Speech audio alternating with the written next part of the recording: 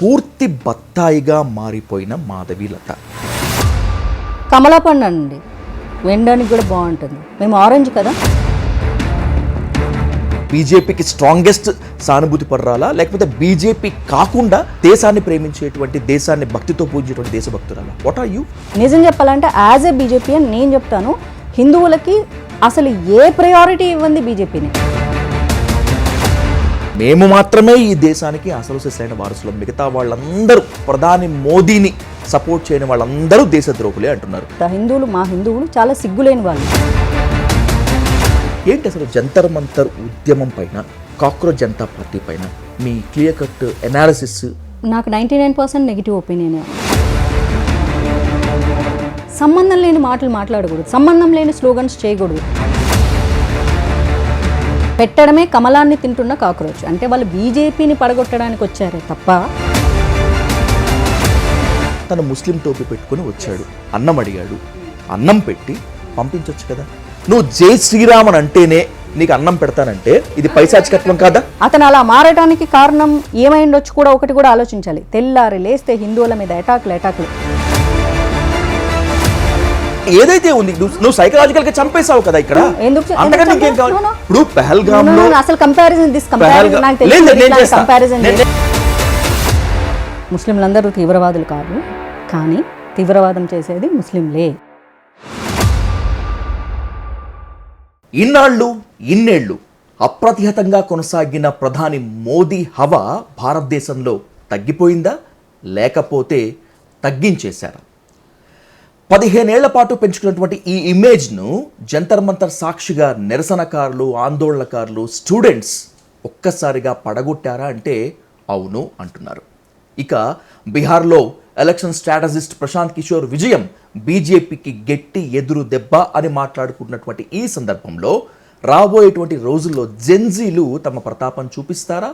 జెన్జీలను ఆకట్టుకుందామని చేసేటువంటి బీజేపీ ప్రయత్నాలు సఫలీకృతం అవుతాయా కాదా అనేటువంటి అంశంతో పాటు భారతదేశంలో అలాగే తెలుగు రాష్ట్రాల్లో రాజకీయ పరిణామాలపై, రాజకీయాలపై ఇన్ డెప్త్గా డిస్కస్ చేద్దాం. Let's invite actress and hot core BJP sympathizer and leader Madhavilatha garu onto the dial news hot seat with Vijay Sadhu. Madhavilatha garu నమస్తే. నమస్తే అండి. Thank you so much. And after a long time hot సీట్లో కూర్చున్నారు, కానీ ఈసారి టాపిక్స్ మాత్రం చాలా హాట్గా ఉన్నాయి. పర్లేదు. పూర్తి బత్తాయిగా మారిపోయిన మాధవీలత, ఇది థంబ్నెయిల్ కాదు, మిమ్మల్ని ఉద్దేశిస్తూ ట్రోల్ చేస్తున్నటువంటి చాలా మంది పోస్టులు. బత్తాయిగా మారిపోయారా, లేదంటే కనుక మిమ్మల్ని అర్థం చేసుకోవడంలో వాళ్ళు ఫెయిల్ అవుతున్నారు? అర్థం చేసుకోవడంలో వాళ్ళు ఫెయిల్ అవుతున్నారు. And first of all what is the meaning of బత్తాయి? ఇది ఒక ఆడపిల్లని కించపరచడం కదా. అంటే ఏం పేర్లు పెట్టి, నాకు ఒక పేరు ఉంది మాధవీలత. సో మాధవీలత ఆ బీజేపీ సింపథైజర్ అనొచ్చు కదా. ఈ బత్తాయి ఎందుకు? ఫస్ట్ ఆఫ్ ఆల్ బత్తాయి అంటే చీని పళ్ళు అంటారు, అవి గ్రీన్ కలర్లో ఉంటాయి. కమలా పండు అండి, వినడానికి కూడా బాగుంటుంది. మేము ఆరెంజ్ కదా. ఆరెంజ్ని ఏమంటారు తెలుగులో? కమలా పండు అంటారు. So first of all Telugu వాళ్ళకి తెలుగే రాదని చెప్తాను నేను. ఆర్ఎస్ఎస్ని, బీజేపీ భావజాలాన్ని ద్వేషించేటువంటి వాళ్ళందరినీ అవును ఇచ్చేటువంటి ట్యాగ్స్ ఏంటంటే అర్బన్ నక్సలైట్, తుగ్డే గ్యాంగ్, కమ్మీలు, సో అండ్ సో. మీరు ఎలాగైతే ట్యాగ్స్ ఇస్తారో వాళ్ళు కూడా అలాగే ఇచ్చారు. ఒరిజినల్ పేర్లే కదా చెప్పింది, వేరే పేరు చెప్పలేదు కదా, ఇంకో పేరు చెప్పలేదు కదా. మరి ఇప్పుడు నేను చెప్పే ఈ తుక్డే గ్యాంగులు, లేకపోతే కమ్మీ అంటే కమ్యూనిస్టులు షార్ట్ ఫామ్లో చెప్పారు. అప్పుడు బీజేపీ అన్నప్పుడు బీపీ అనండి, ఏదో మీరు షార్ట్ ఫామ్లో పెట్టుకోవచ్చు కదా. సో ఈ తుక్డే గ్యాంగులు భారతదేశంలో ఎన్ని ఉన్నాయో మీరు కూడా చూస్తూనే ఉన్నారు. వాళ్ళు భారతదేశాన్ని నాశనం చేయాలనుకుంటారు. అండ్ బీజేపీని, ఆర్ఎస్ఎస్ని ఎగైనెస్ట్గా మాట్లాడే వాళ్ళని అనరు. ఆ వంకతో దేశాన్ని ఎట్లా నాశనం చేయాలి, దేశాన్ని విదేశాల ముందు ఎట్లా తక్కువ చేయాలి, అండ్ దేశ భద్రతకి ఎలా ఆటంకం కలిగించాలి, ఇలా మాట్లాడే వాళ్ళని అంటారు. మోదీని తిడుతున్నామనే వంకతో దేశాన్ని తిడుతున్నారు.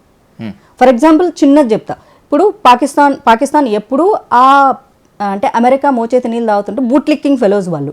సో ఇది చెప్పంగానే వెంటనే మోడీ కూడా బూట్ లిక్కింగే చేస్తారు కదా అంటారు. సో ఇక్కడ ఎవరిని కించపరుస్తున్నారు? మోడీని కాదు, మొత్తం భారతదేశం. అంటే Modi is representing India. So India వాళ్ళు అమెరికా మోచేతి నీళ్ళు తాగుతారు, బూట్ లింకింగ్ చేస్తారు అని చెప్పడమే కదా. సో దెర్ ఇస్ ఆ డిఫరెన్స్ ఉంటుంది. ఇప్పుడు పాకిస్తాన్ వాళ్ళు చేస్తారా అంటే ఆ పాకిస్తాన్ అనేది ఒక రోగ్ నేషన్. దాన్ని కంపేర్ చేసేటప్పుడు ఇలా వెంటనే కంపేర్ చేస్తారు. మీరు ఎప్పుడు ఆన్ పాయింట్ మాట్లాడండి. డిబేటింగ్ చేసేటప్పుడు నేను ఒక మాట మాట్లాడతాను. నేను చాలా అంటే అన్పార్లమెంటరీ లాంగ్వేజ్ నేను ఎప్పుడు యూజ్ చేయను. నేను చాలా సంస్కారబద్ధంగా మాట్లాడతాను.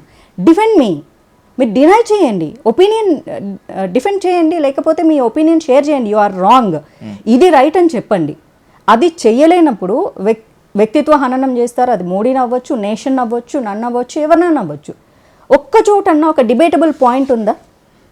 సో అప్పుడు ఆబ్వియస్లీ యాంటీ నేషనల్స్ అనే పిలవాల్సి వస్తుంది కదా. నాకు ఒక క్లారిటీ క్లియర్ కట్ గా ఇచ్చేసి నెక్స్ట్ డిబేట్ లోకి వెళ్దాం. నేను మిమ్మల్ని పరిచయం చేసేటప్పుడు hard core BJP sympathizer and by the same way hard core BJP leader అని చెప్పాను. What are you? నాకు కరెక్ట్ గా క్లారిటీ చెప్పండి, మిగతా మీద మాట్లాడుకుందాం. మీరేంటి బీజేపీకి స్ట్రాంగెస్ట్ సానుభూతి పర్రాలా, లేకపోతే బీజేపీ కాకుండా దేశాన్ని ప్రేమించేటువంటి, దేశాన్ని భక్తితో పూజించేటువంటి దేశభక్తురాలా? What are you? First I'm a patriot. 100కి 100% నేను దేశభక్తురాలని. అది మా తాతగారి నుంచి, మా అమ్మా నాన్నల నుంచి దెన్ నా వరకు వచ్చింది. అది అందులో అన్డప్టెడ్ థింగ్. సో తాతగారు ఆర్మీలో చేశారు అండ్ ఆయన చాలా సిన్సియర్గా సోషల్ సర్వీస్ చేసేవాళ్ళు. తర్వాత మా అమ్మ నాన్నలు నాకు అదే నేర్పించారు. చాలా నిజాయితీగా ఉండాలి, దేశం కోసం మనం దేశం ఫస్ట్ అని నేర్పించారు. దేశంలో బీజేపీ అనేది ఒక పార్టీ అండ్ మా గ్రాండ్ ఫాదర్ దగ్గర నుంచి కాంగ్రెస్, యాంటీ కాంగ్రెస్ అనమాట. అసలు ఆంధ్రప్రదేశ్లో అప్పట్లో తెలుగుదేశం పెట్టే వరకు వేరే పార్టీ అంటే కాంగ్రెస్కి ఓటేయలేదు. మా అమ్మమ్మ తాత వీళ్ళెవరు ఓటేయలేదు. తెలుగుదేశం అనే పార్టీ 1982 సంథింగ్ అప్పుడు పెట్టినప్పుడు వాళ్ళ మొట్టమొదటి ఓటేశారు. నేను అలాంటి ఫ్యామిలీలో పెరిగాను. ఆ తర్వాత జనసంఘ్ సింపథైజర్. సో మా గ్రాండ్ ఫాదర్ డేస్ నుంచి వచ్చింది నాకు అదే, అంటే కాంగ్రెస్ ఈ దేశాన్ని నాశనం చేస్తుంది అని. ఆ సిచ్యువేషన్స్లోనే నేను పెరిగాను. సో ఆబ్వియస్లీ నేను ఆ పార్టీకి సింపథైజర్గా ఉంటాను. అది చిన్నప్పటి నుంచి వచ్చింది.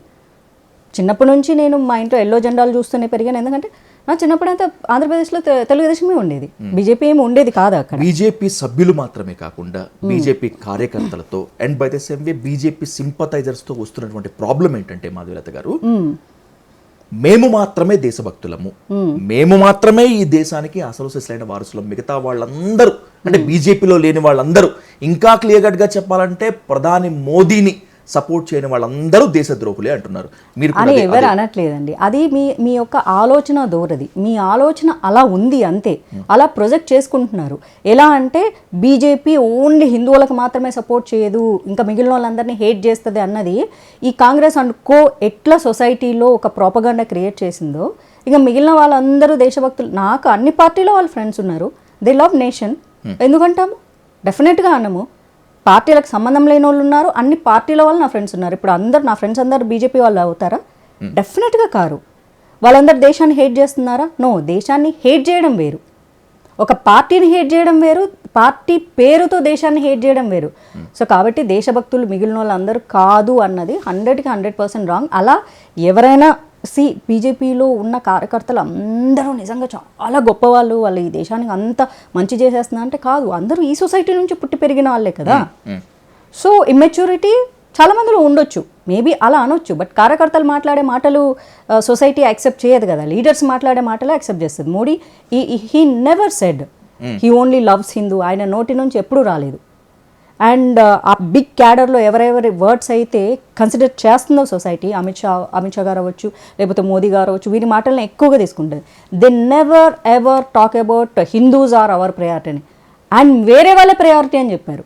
నిజం చెప్పాలంటే యాజ్ ఏ బీజేపీ అని నేను చెప్తాను, హిందువులకి అసలు ఏ ప్రయారిటీ ఇవ్వండి బీజేపీనే. ఇది మరీ జోక్. ఇది ఏం చేశారు? ముస్లింలకు చాలా ఇప్పుడు హిందుత్వం అనేది ప్రజల నుంచి పుట్టింది తప్ప మోడీ దాన్ని పెంచి పోషించలేదు. ఎక్కడి దాకా వద్దు. రీసెంట్ ఎగ్జాంపుల్ చెప్తాను.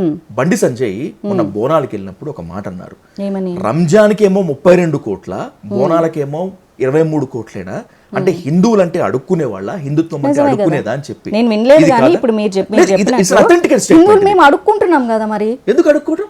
ఏముంది చెప్పండి మాకు. ఏం చేస్తున్నారు? ఇప్పుడు వాళ్ళ హజ్కు పోతే బెనిఫిట్స్ ఇస్తున్నారు, including BJP government and all the states are giving benefits. వీళ్ళేమో జెరూసలేం పోతే ఇస్తున్నారు. హిందువు కాశీకి పోతే ఇస్తున్నారా? లేదా పోనీ తిరుమలకు పోతే ఇస్తున్నారా? ఇవ్వట్లేదు. మతాల ప్రాతిపదికన ఏ ప్రభుత్వమైనా ఏ మతాన్ని సపోర్ట్ చేసినా కూడా నేను వ్యతిరేకమే. అది క్రిస్టియన్ సపోర్ట్ చేస్తున్నారు. అది క్రిస్టియన్ అయినా, ముస్లిం అయినా, హిందూ అయినా మరి కూడా వాళ్ళు నేనైతే వ్యతిరేకం. Because pamper ఎందుకంటే చేస్తున్నారు కదా, ఇది- అప్పీస్మెంటే చేస్తుంది కదా, ఇంక్లూడింగ్ బీజేపీ కూడా ఓటు కోసం వాళ్ళని ఎంత అప్పీస్ చేసినా సరే వాళ్ళు బీజేపీకి ఓట్లు వేయరు. అయినా సరే అప్పీస్ చేయడానికే ప్రయత్నం చేస్తుంది. ఎందుకంటే మెజారిటీ ఆఫ్ హిందువులు ఇట్లా చేసినా పడుంటారు ఇల్లు మీరు అన్నట్లు ఎక్కడా కూడా ప్రధాని మోదీ కానీ అమిత్ షా కానీ అనలేదు. హిందువుల నువ్వు ఓట్లు- ఎవరో ఒక సాధారణ కార్యకర్త నేను ఎవరో ఒప్పుకుంటా. సోషల్ మీడియాలో కామెంట్ చేశాడని పట్టించుకుంటే ఎట్లా? సోషల్ మీడియాలో కామెంట్స్ నేను ప్రియారిటీలో తీసుకోవట్లేదు మాధవి గారు. బీజేపీలో ఎంపీలుగా పనిచేసినటువంటి వాళ్ళు, ఎంపీలుగా పనిచేసినటువంటి వాళ్ళు తెలుగు వాళ్ళే చాలా మంది అన్నారు, నాకు హిందువులు ఓటేస్తే సరిపోతుంది, ముస్లింలు క్రిస్టియన్లు వేయాల్సినటువంటి అవసరం లేదు ఎందుకంటే అని వాళ్ళు చెప్పారు. ఎలాగో వేయరు కాబట్టి. అని There's మీరు a decide simple అయిపోతే logic. ఎట్లా? There's a simple logic. ఎందుకు? And బీజేపీలో కూడా ముస్లిం లీడర్లు ఉన్నారు కదా? ఉన్నారు కదా. మరి నిజంగా వాళ్ళకు ముస్లింలకు క్రిస్టియన్లకు అన్యాయం చేస్తే ఎందుకు వాళ్ళు కొంతమంది జాయిన్ అవుతారు అంటే చెయ్యట్లేదనే కదా. ఇంకా చెప్పాలంటే హిందువుల కంటే వాళ్ళని ఎక్కువగా ఇంకా బాగా చూసుకుంటున్నారు. వాళ్ళకు వచ్చే బెనిఫిట్స్, హిందువులకు వచ్చే బెనిఫిట్స్ మొత్తం షీట్లు తీయండి. 12 సంవత్సరాలలో హిందువులకు నిజంగా ఏ బెనిఫిట్స్ లేవు. ఇంకొకటి నేనే చెప్తా, మా హిందువులు చాలా సిగ్గులేని వాళ్ళు.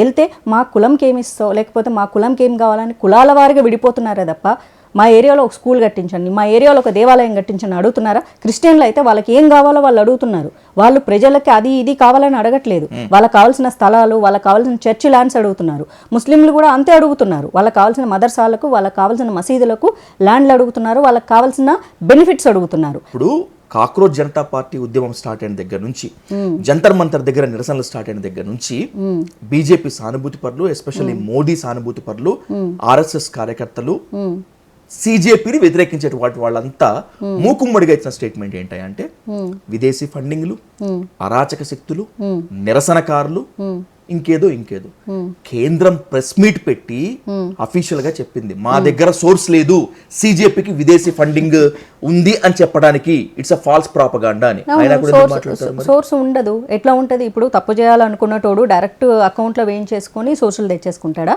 మరి ఎందుకు అమెరికా మాట్లాడింది? ఎందుకు గ్రేటా థన్బర్గ్ వచ్చి ఇండియాలో విషయాలు మాట్లాడుతుంది? ఎందుకు అమెరికన్స్ జంతర్ మంతర్కి వచ్చి మోదీ ఎంచూ లాంటి మాటలు మాట్లాడతాడు? వాడికి ఏం పని అమెరికన్ గాడికి? ఎవరన్నా ఇండియన్ ఎంతమంది అమెరికాలో ఉండట్లేదా? పోయి వి హేట్ అమెరికా అని ఒక్క ఇండియన్ అన్న స్లోగన్ చేశాడు అక్కడ. అది ఇండియన్ కల్చర్. వాళ్ళు తెల్లోళ్ళు వచ్చి ఒకసారి మనము ఇప్పుడు మీరు కూడా లెట్ మీ ఫినిష్. జంతర్ మంతర్లో సోర్సెస్ లేవన్నారు కదా. లెట్ మీ టాక్. సోర్సెస్ లేకుంటే వాళ్ళకు ఒక సాధారణ మిడిల్ క్లాస్ కుటుంబంలో పుట్టిన వాళ్ళకు అంత రిచ్గా అన్ని పార్టీలు అంత ఫుడ్ ఎవరు ఫండింగ్ చేస్తున్నారు? ఖతార్ నుంచి ఎందుకు వాళ్ళకి ఫుడ్లు వస్తున్నాయి? ఇప్పుడు జార్ఖండ్ స్టూడెంట్స్ కి ఎందుకు ఖతార్ నుంచి రావట్లేదు? జార్ఖండ్ స్టూడెంట్స్ కి ఎందుకు మన హైదరాబాద్ నుంచి ఎగేసుకొని వెళ్ళట్లేదు? చాలా మంది వెళ్ళాలిగా, వాళ్ళు కూడా జంజీనే కదా. వాళ్ళు కూడా పాపం న్యాయం కోసం పోరాడుతున్నారు కదా, వాళ్ళు కూడా ధర్మం కోసం పోరాడుతున్నారు కదా. అది బీజేపీ పాలిస్తున్న రాష్ట్రాల్లో అలాంటి డీసెంట్ ప్రొటెస్ట్ చేస్తే 100% ఎవ్వరు వాళ్ళని తప్పు పట్టడానికి ఉండదు. అక్కడికి వచ్చి అదే నేను అన్నాను కదా, యాంటీ నేషనల్ ప్రకాష్ రాజ్ వెళ్ళిపోయి నేను జై శ్రీరామ్ అనను, జై సంవిధాన్ అంటే ఎవడనమన్నాడు. ఎందుకు అంటే రాముని మధ్యలో ఎందుకు తీసుకొస్తారు? What is the use of it? అనాల్సిందే అని ఎవరన్నాడు? చేస్తుంది మీరే. ఎవరు చేశారు? నేను ఒక పాయింట్ చెప్తాను. ఇప్పుడు జై శ్రీరామ్ అనమని ఎవరు బలవంతం చేస్తున్నారు అనేటువంటిది మీ స్టేట్మెంట్ మాధవీలత గారు. మీరు కూడా చూసే ఉంటారు ఆ వీడియో క్లిప్. ఓకే, 4-5 వీడియోలు. దానికి కూడా నేను ఆన్సర్ అయ్యా. ఒక దగ్గర అన్నదానం చేస్తున్నారు, ఒక ముస్లిం ఆడి దగ్గర జంతర్ మంతర్కి పోయి చెప్పాల్సిన అవసరం ఏంటి? తెల్లారులేస్తే ఇది కంప్లీట్ చేసి వెళ్దాం. ఒక దగ్గర అన్నదానం చేస్తున్నారు, అన్నదానం. తన ముస్లిం టోపీ పెట్టుకుని వచ్చాడు, అన్నం అడిగాడు. సనాతన ధర్మం ఏం చెప్తుంది? ఫర్ ఎగ్జాంపుల్ అందరు చెప్తున్న ప్రకారము ఎదుటివాడు ఆకలి తీర్చమని చెప్తుంది. అన్నం పెట్టి పంపించొచ్చు కదా. నువ్వు జై శ్రీరామ్ అని అంటేనే నీకు అన్నం పెడతానంటే అయితే పైశాచికత్వం కాదు. దానికి 2 రీజన్లు చెప్తా. ఫస్ట్, అలా చేయడం అనేది ఎవరు చేసినా తప్పే. యూనో యాజ్ అ హ్యుమానిటీ, ఇది హిందూ ఇంకోటి okay, as a human being ఒక వ్యక్తి అన్నం కోసం వచ్చినప్పుడు you shouldn't ask anything, you should serve food. అది ఎవడైనా, అది ఏ దేశమైనా ఏ మతమైనా ఫుడ్ సర్వ్ చేయాలి. అతను అలా అవ్వడానికి ఇప్పుడు ఒకటంటే మేము ఇలా అవ్వడానికి కారణం ఏంటో తెలుసా అంటారు కదా. అతను అలా అవ్వడానికి కారణాలు కూడా, రూట్ కాజ్ కూడా మనం చూడాలి. అంటే నాకు 2 కారణాలు కనిపించాయి. ఫస్ట్ ఆఫ్ ఆల్, అతను చేసింది ఇట్స్ ఎ మిస్టేక్. అసలు యాజ్ ఎ హ్యూమన్ బీయింగ్, నేను హిందూ అని కూడా అన్నాను, as a human being it's a in human act. Okay, న్యాయపరంగా ధర్మపరంగా Okay. రెండు. అతను అలా మారడానికి కారణం ఏమైండొచ్చు కూడా ఒకటి కూడా ఆలోచించాలి. తెల్లారి లేస్తే హిందువుల మీద అటాకులు మతం అడిగి చంపేస్తారు. పెహల్గామ్ చేసిన దానికి దీనికి తేడా ఏముంది అప్పుడు ఈ లెక్కన? వాళ్ళు చంపలేదు కదండి. అరే ఏదైతే ఉంది నువ్వు సైకలాజికల్ గా చంపేసావు కదా ఇక్కడ. అంతకంటే ఇంకేం కావాలి? ఇప్పుడు పెహల్గామ్ లో అసలు కంపారిజన్ బరాబర్ చేస్తాను. ఎందుకు చెప్తాను మాదిరి గన్ను పట్టుకొని నువ్వు జై శ్రీరామ్ అనకపోతే చంపేస్తా అనలేదు. There is a much difference. అది నెత్తుటి ఉగ్రవాదం, మానసిక ఉగ్రవాదమే. అది కాదు అసలు. దట్ ఈస్ మీరు చెప్పండి. నన్ను చెప్పనివ్వండి. ఎందుకు అలా ఒక వ్యక్తి కఠినంగా మారతారంటే ప్రతి నిత్యము మతం కోసమే ముస్లింలు బతుకుతారు. ఇప్పుడు మంచి ముస్లింలు ఉంటారు, కానీ ఏనాడు కూడా భారతదేశంలో ఉగ్ర చర్యలు ఖండించిన పాపాన వాళ్ళు పోలేదు. ఎవరు? ఏ ముస్లిం కూడా. పెహల్గామ్ లో అటాక్ జరిగితే కాపాడినటువంటి వాళ్ళు ముస్లింలు. పెహల్గామ్ లో అటాక్ జరిగితే అక్కడ ఉన్నటువంటి ఇండియన్ టూరిస్ట్ ఎవరన్నా కావచ్చు సహకరించి. ఇప్పుడు వాళ్ళు అక్కడి వరకు రావడానికి దారిచ్చింది, ఇల్లిచ్చింది ఎవరండి వాళ్ళకి ఉండడం కోసం?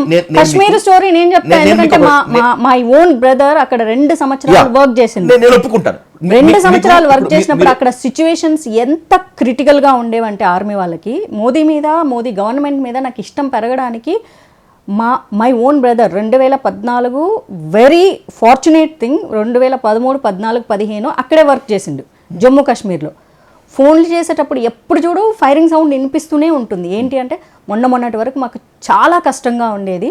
మోదీ గవర్నమెంట్ వచ్చిన తర్వాత మాకు బెటర్మెంట్ అయింది. ఫస్ట్ టైం నేను మా అన్న ఫోన్ చేస్తే నేను విన్న వర్డ్స్ అవి. ఎందుకంటే వాళ్ళ కళ్ళ ముందు కావాలని జాతీయ జెండా విసిరేసి దాని మీద ఉచ్చలు పోసి ఆర్మీ వాళ్ళని రెచ్చగొట్టే వాళ్ళంట. ఎవ్రీడే యాక్ట్ అది. స్కూళ్ళల్లో తగలబెట్టే వాళ్ళంట ఆ స్కూల్స్ చుట్టూ వీళ్ళు డ్యూటీ చేస్తూ ఉంటే. అండ్ మాటికి బూతులు అదే ఇంకా ఎంచూత్ బీచూత్, అది ప్రొవోకింగ్. వీళ్ళు నోరు మూసుకొని ఉండాలి. మా అన్న అప్పుడు ఒక మాట అన్నాడు, రోజు మేము గుండెల మీద మోసే జాతీయ జెండాని మా ఎదురుగా వాళ్ళు ఉచ్చలు పోస్తారు, వాళ్ళు దాన్ని నిప్పు పెడతారు, మమ్మల్ని ప్రొవోక్ చేస్తుంటారు, మీరు చేతగానోళ్ళు అంటారు, 0.5 అంటారు, ఇట్లా రెచ్చగొట్టేవాళ్ళు అంటే ఎవ్రీ డే. అండ్ వాళ్ళు కూడా ముస్లిమ్సే. నేను ఇందాకే చెప్పాను, అబ్దుల్ కలాం లాంటి వాళ్ళను లేకపోతే మన దేశ సెక్యూరిటీ కోసం పనిచేస్తున్న ముస్లింలను నేను తప్పు పడతానా? ఖచ్చితంగా పట్టను. బట్ వెరీ అన్ఫార్చునేట్ థింగ్ ఏంటంటే అదే ముస్లింలందరూ తీవ్రవాదులు కాదు, కానీ తీవ్రవాదం చేసేది ముస్లింలే. ఇతను ఆహారం పెట్టేది నేను ఫస్టే చెప్పా, ధర్మపరంగా న్యాయపరంగా ఇతను చేసింది తప్పు. దాన్ని పక్కన పెడితే ప్రతి నిత్యం పిల్లినే రూమ్లో పెట్టి కొడితే పులైతుంది అని చెప్తారు. రోజు మీరు హిందువులు మేము జిహాద్ చేస్తాము, మిమ్మల్ని చంపేస్తాము, మేము ఇట్లా కట్ చేస్తాం, పీకలు కట్ చేస్తాం, అదే సత్తన్ పే జూదా సంథింగ్ ఏదో చెప్తారు కదా. చేస్తూ ఉంటే ఎవడో ఒక మూర్ఖుడు ఉంటాడు. నేను మూర్ఖుడే అన్నాను, తెలివైనవాడు అనలేదు. ఎందుకంటే తెలివైనవాడు తెలివిగా ఎదుర్కొంటాడు. కానీ అతను మూర్ఖుడు కాబట్టి ఆ మనసులో అతనికి ఒక గ్రడ్జ్ ఉంటుంది. ఎక్కడో చోట వీళ్ళే మమ్మల్ని హింసిస్తున్నారు, వీళ్ళే ప్రతి చోట చంపుతున్నారు. 1,50,000 మందిని విషం పెట్టి చంపాలనుకున్న ఒక డాక్టర్ ఎందుకు? మతం కోసం చంపాలనుకున్నాడు. రెడ్ ఫోర్ట్ దగ్గర బ్లాస్ట్ చేసి సూసైడ్ చేసుకుని చచ్చాడు డాక్టర్. సూసైడ్ చేసుకోవడం గొప్ప అని వీడియో చేసి మరీ చచ్చాడు. అండ్ 2 సాధారణ ప్రజల్ని చంపేశాడు. ఎందుకోసం చేస్తున్నారు? ఇవన్నంటే ప్రసాదంలో, దేవుడి ప్రసాదంలో పాయిజన్ కలిపి భక్తులని చంపాలని, ఇవన్నీ విన్నప్పుడు ఒక మూర్ఖుడికి ఎక్కడో చోట కాలుతుంది. కానీ ఒక్క మూర్ఖుడికో సరే ఒక 10 మంది మూర్ఖులు ఉంటారు, మూర్ఖులే అంటున్నాను, you have to remember this because they are stupid, they don't have that much knowledge. దాన్ని రికార్డ్ చేసి దాన్నే హైలైట్ చేస్తారు.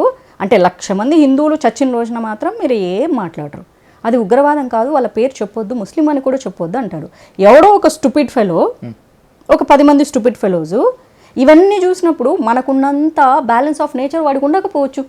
హిందుత్వాన్ని పరిరక్షించేది మేమే, హిందుత్వాన్ని సంరక్షించేది మేమే, సనాతన ధర్మ పరిరక్షకుల మేమే అని చెప్పడం మాత్రమే కాకుండా హిందుత్వం గురించి, హిందూ మతం గురించి ఎక్కువగా మాట్లాడేది బీజేపీ నేతలే. ఆన్ రికార్డ్గా చాలా మంది, ఆఫ్ ది రికార్డ్గా, కాబట్టి నేను ఈ మాట అంటున్నాను. ఇప్పుడు భారతదేశంలో ప్రధాని మోదీ ప్రధానిగా ఉండబట్టి, బీజేపీ అధికారంలో ఉండబట్టి 12 ఏళ్ళు నడుస్తుంది. మధ్యంతర ఎన్నికలేని రాకపోతే ఇంకొక 3 ఏళ్ళు, 15 ఏళ్ళు, ఓకేనా? 12 ఏళ్ల బట్టి భారతదేశంలో హిందుత్వం ప్రమాదంలోనే ఉందా? 12 ఏళ్ళు ఏంటండి, 1000 ఏళ్ల నుంచి ఉంది అని చెప్తున్నాను కదా. 12 ఏళ్ల నుంచి మళ్ళీ మాట్లాడతారు ఏంటి? ఇప్పుడు బీజేపీ అధికారంలో ఉండడం వల్ల హిందువులకు వాయిస్ వచ్చింది. అది ఎవ్వరికీ నచ్చట్లేదు. ఎందుకంటే హిందువులు చేతగాని వాళ్ళలాగా వాళ్ళు ఏదన్నా యాక్టివిటీ చేసినా లేకపోతే ఇంకొకటి జరుపుకోవాలన్నా అప్పుడున్న కాంగ్రెస్ ప్రభుత్వం వాళ్ళకి అసలు ఫ్రీ వింగ్సే ఇచ్చేది కాదు. ఇది చూస్తూనే వచ్చారు. మెజారిటీ అని పేరుకు చెప్పుకోవడమే తప్ప చూస్తూనే వచ్చారు, వాళ్ళు అనుభవిస్తూనే వచ్చారు. ఏమన్నా అంటే వాళ్ళ మీద కేసులు పడేస్తారు. మళ్ళీ అప్పుడు ఇందిరాగాంధీ పరిపాలనలో ఓన్లీ హిందువుల్ని ఎత్తుకెళ్ళి అదేంటి పిల్లలు పుట్టకుండా సర్జరీలు చేపించారు. అది on record, like some white person interview చేస్తే ఆమె చాలా నీట్గా చెప్పింది, డబ్బులు లేవు భారతదేశంలో, ఆర్థిక పరిస్థితి, why only Hindus, I mean like why only Hindus, Christians, other community, why not Muslims, వాళ్ళని ఎవరిని ఎత్తుకుపోలేదే. ఈ దేశంలో మైనారిటీలు ఎవరో తెలుసా? బుద్ధిస్టులు, జైనులు, పార్షీలు, యూదులు, వీళ్ళు కదండి మైనారిటీలు. వాళ్ళ పర్సంటేజ్ ఎంత? వాళ్ళకి కదా బెనిఫిట్స్ రావాలి. ముస్లిమ్స్, క్రిస్టియన్స్ డామినేటింగ్ కమ్యూనిటీ, వాళ్ళకి పేరు మార్చాలి. They are no more minorities, they are very dominating. ఈ రోజు ఒక రోడ్లో ఒక చిన్న అడ్డొచ్చిందని ఒక గుడి పడేసేస్తే ఎవడు పెద్ద పట్టించుకోడు, ఎవరు నిజంగానే హిందూ ఎప్పుడు పట్టించుకోడు. సర్లే రోడ్డు డెవలప్మెంట్, దర్గా పడేసే దమ్ము ఈ దేశంలో నిజంగా ఎంతమందికి ఉంది రోడ్డు డెవలప్మెంట్కి? ఇప్పుడు ఉంది లేదు అని నేను చెప్తా. తిరుమలలో ఏదన్నా అన్యాయం అక్రమాలు జరిగితే దర్శనానికి మాత్రం పోతారు, వేసుకొని లక్షల మంది పోతారు. ఒక అన్యాయం జరిగిందంటే ఏదో యాక్టివిస్ట్లో ఇంకెవరో వీళ్ళు తప్ప నిజంగా సాధారణ భక్తులు నోరెత్తి మాట్లాడతారా? ఇదే ఒక మసీదుకి జరిగితే ఒక ఇంత చిన్న ముస్లిం పిల్లగాడు కూడా పోతాడు. ప్రజలకి అసౌకర్యం కలిగించేటువంటి ఏ ప్రార్థనా స్థలమైనా, దేవాలయమైనా, అది చర్చ్ అయినా, మసీద్ అయినా, ఇంకేదైనా, అంటిల్ అన్లెస్ అది పురాతన కట్టడం కాకపోతే తీసేయాల్సిందే అంటాను నేను. మరి ఎక్కడ జరగట్లేదు, జరగలేదు. ఇందాక మీరు సిస్టమ్ లో దీని గురించి మీరు మరి ఎందుకు మాట్లాడారు? తమిళనాడులో పురాతన కట్టడాలు 100 గుళ్ళు కూల్చేశారు, ఆదాయం వచ్చేవి, ఎండోమెంట్ కింద ఉన్నాయి. మరి ఒక్క మసీద్, ఒక్క చర్చ్ కూడా తమిళనాడులో కూడలేదే, ఎవరు మాట్లాడలేదే దాని గురించి. ఎందుకు మాట్లాడలేదు? కేరళ ఒకప్పుడు దైవభూమి, ఇప్పుడు దైవభూమిగా ఉందా? నిజంగా ఉందా అది దైవభూమిగా? మీరు దాన్ని వక్రీకరిస్తున్నారు. ది గాడ్స్ ఓన్ కంట్రీ అంటే దైవభూమిని కాదు, అక్కడ అత్యద్భుతమైన ప్రకృతి దేవాలయాలు ఉన్నాయి. ఎన్ని కూల్చేశారు? అద్భుతంగా ఉంది కదా, ఎన్ని కూల్చేశారు? శబరిమల అద్భుతంగా ఉంది, అంతకన్నా ఇంకేం కావాలి? అంటే మిగతావన్నీ కూల్చేయాలి కదా నా ఉద్దేశము, ఉంది కదా అంటున్నారు. ఉన్నదాంతో సరిపెట్టుకుంటున్నారు. అంటే ప్రస్తుతానికి ఎన్ని ఉన్నాయి? 6,00,000 సారీ రియలీ, సో 6,50,000 గుళ్ళు ఐ థింక్ ఉన్నాయి ప్రస్తుతానికి ఎండోమెంట్ కింద. కానీ ఎన్నో వందల గుడులు కూలగొట్టేస్తున్నారు, పురాతనమైనవే కూలగొడుతున్నారు. కానీ ఏదో కొంతమంది హిందువులు వెళ్ళి ఏదో క్వశ్చన్ చేయడము, వాళ్ళకి ఏనాడు న్యాయం జరగలేదు, నిజంగా న్యాయం జరగలేదు. ఈ దేశంలో నేను అదే చెప్తున్నా, ఈ దేశంలో 1 నేషన్ 1 లా లేదు, అది మీరు ఒప్పుకొని తీరాలి. క్రిస్టియన్లకు ఒకలా, as per Hindu act, as per Islam act, as per Christian act. Why అందరూ సమానమని మాట్లాడే మీరు దీని గురించి ఎందుకు మాట్లాడరు? అందరూ హ్యూమన్ ఒకటే అయినప్పుడు ఈ దేశంలో ఎందుకు ఇన్ని చట్టాలు వేరియేషన్లు? హ్యూమన్ ఈజ్ అ హ్యూమన్, భారతీయుడే అయినప్పుడు ఎందుకు ఇన్ని రకాల చట్టాలు ఉన్నాయి? వాళ్ళకొక రూలు, వీళ్ళకొక రూలు, మళ్ళీ దాన్ని అమెండ్మెంట్ చేయాలి ఎందుకు అన్నిసార్లు? బలవంతులకు ఒక రూలు, బలహీనలకు ఒక రూల్ ఉంటుంది ఖచ్చితంగా, కాస్త వెసులుబాటు. అది వేరు. ఇంకా కోర్టుల విషయం మనం మాట్లాడాల్సి వస్తే డబ్బున్నోడికి న్యాయం దొరుకుతుంది, పేదోడికి ఎప్పటికీ న్యాయం దొరకదు. That is different. అది మీరైనా నేనే, ఈవెన్ నాకు కూడా న్యాయం దొరకలేదు. ఈరోజు త్రిష గురించి కమెంట్ చేశారని ఉదయనిధిని అరెస్ట్ చేశారు. మరి అతను ఎవరో that old man some Reddy నా మీద కామెంట్ చేసినప్పుడు ఏం జరిగింది? ఎవరైనా జరగాల్సింది, ఆడపిల్లే, అది ఏ పార్టీ అయినా, ఏ మతమైనా, ఎవరైనా ఆడపిల్ల. అసలు అతను డెరగేటరీ కదా. ఒక ఎగ్జాంపుల్, కావేరీ రివర్ ఏ వాటర్ వెళ్ళినా వెళ్ళకపోయినా ఈ వాటర్ మాత్రం అక్కడికి వెళ్ళాలి, అది డెరగేటరీ స్టేట్మెంట్ అయినప్పుడు నన్ను ఒక ఆ మాటలు మాట్లాడింది ఇట్స్ మోర్ బియాండ్ డెరగేటరీ కదా. అక్కడ ఖచ్చితంగా మీకు సపోర్ట్ కావాల్సిందే, సపోర్ట్ చేయాల్సిందే, రూల్ అది, no doubt at all. Variations ఉన్నాయి కదా, ఈ వేరియేషన్స్ పెంచి పోషిస్తుంది పొలిటికల్ పార్టీసే కదా. Political parties along with system కదా. సిస్టమ్ ని డామినేట్ చేసేది, సిస్టమ్ ని రూల్ చేసేది పొలిటికల్ పార్టీసే కదా. అంటే ఏ పార్టీ పెట్టి పోషించిందండి? ఎవరు 12 ఏళ్ల బట్టి ఎవరు అధికారంలో ఉంటే వాళ్ళే చేస్తారు. 65 ఏళ్ళు ఏం చేశారు? మేము వచ్చేస్తే అల్లావుద్దీన్ అద్భుత దీపం లాగా అద్భుతాలు జరుగుతాయని చెప్పింది బీజేపీనే కదా. 12 ఏళ్ల బట్టి జరుగుతుంది కదండి. ఈ సిస్టమ్ ని బేస్ చేసుకొని మీరు పిఎం అయినా సరే, మీరు ఈ సిస్టమ్ తో, ఈ మనుషులతో, ఆయా స్టేట్లను బేస్ చేసుకొని ఇంతకంటే డెవలప్మెంట్ చేయడం మీకు కూడా కష్టమవుతుంది, మీకు కష్టమవుతుంది, ఉత్తమమైన మనసున్న మన ఇద్దరికి కష్టమవుతుంది. జీవితాంతం రూపాయి సంపాదించకపోయినా సరే ఆ పదవిని అడ్డం పెట్టుకొని ఇంతకంటే ఈ సిస్టంలో ఇంకా పీకడం కష్టమవుతుంది. అంటే ఇంకెన్నేళ్ళు కావాలి అధికారం? ఇంకెన్నేళ్ళు కావాలి? డెవలప్మెంట్ జరుగుతుందా లేదా? ఇప్పుడు 56 మెడికల్ కాలేజెస్ ఉన్నవి ఇప్పుడు దానికి డబుల్ ద మెడికల్ కాలేజెస్ ఎట్లా అయ్యాయండి భారతదేశంలో? 65 56 ఉన్న చోట తర్వాత డబుల్ అయినాయి, అంటే సారీ 56 ఎయిర్పోర్ట్లు ఉన్నాయి. ఎప్పుడు 65 56, ఇప్పుడు డబుల్ కి ఎక్స్ట్రా అయినాయి. ఎలా అయినాయి? మెడికల్ కాలేజ్, ఇన్ఫ్రాస్ట్రక్చర్ మారలేదా? హైవేస్ మారలేదా? నో లెట్ మీ, మెడికల్ కాలేజీలు పెరగలేదా? హైవేస్ పెరగలేదా? ఇన్ఫ్రాస్ట్రక్చర్ పెరగలేదా? అండ్ ఎవరైతే యంగ్స్టర్స్ ఓన్ స్టార్టప్ కంపెనీలు పెట్టుకుని ఉంటే ఇంతకుముందు ప్రభుత్వాలు ఎంతమందికి ఇచ్చాయి? ఈరోజు ప్రైవేట్, అంటే అమెరికాలో ఎలన్ మస్క్ సంథింగ్, అతనికి ఒక ప్రైవేట్ ఎయిర్ స్పేస్ పెట్టుకుంటే వావ్.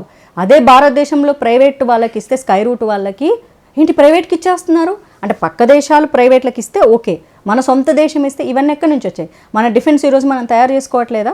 మన డిఫెన్స్ ఆకాశ్ లాంటి వాటిని వేరే దేశాలకు మనకు అమ్ముకోవట్లేదా? మరి 65 సంవత్సరాలు ఎందుకు అమ్ముకోలేకపోయారు?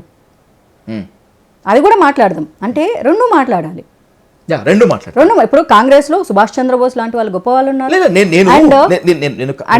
బీజేపీని వ్యతిరేకించడం అంటే కాంగ్రెస్, సర్దార్ వల్లభాయ్ పటేల్ గారు కూడా కాంగ్రెస్ లో ఉన్న ఆయన గొప్ప మనిషి, ఆయన గురించి మనం తప్పుగా మాట్లాడతామా? ఈ దేశానికి మంచి చేసే పివి నరసింహారావు గారు కూడా ఉండి ముస్లింలకి చాలా అప్యూస్మెంట్ చెయ్యాల్సిన వచ్చిన పరిస్థితి ఆయనకి ఏర్పాటు చేసి దేశానికి మంచి చేస్తున్నారని ఆయన పీఎంగా పీకేశారా లేదా? నేను చెప్తాను. ఇప్పుడు బీజేపీని వ్యతిరేకించినంత మాత్రాన నేను కానీ ఇంకెవరైనా కూడా కాంగ్రెస్ ని సపోర్ట్ చేసినట్లు కాదు మాధవలత గారు. ఖచ్చితంగా కాంగ్రెస్ లో జరిగినటువంటి లోపాల గురించి, 2G స్పెక్ట్రమ్ లాంటి కుంభకోణం గురించి అదొకటేనా? నేను అదే చెప్తున్నాను. ఇది మాత్రమే కాకుండా బోఫోర్స్ కుంభకోణం కావచ్చు, లేకపోతే ఇంకేదో ఖచ్చితంగా బరాబర్ నాట్ ఓన్లీ వన్. 2010-11లో వాళ్ళు ఏం చట్టం చేయబోయారు రిలీజియస్ దాని మీద? అంటే ఏం ముస్లింలకి హిందువులకి ఏం జరిగినా ఎండ్ ఆఫ్ ద డే ముస్లింలది తప్పు కాకూడదు, వాళ్ళ మీద కేసులు ఉండకూడదు, బికాజ్ దే ఆర్ మైనారిటీ.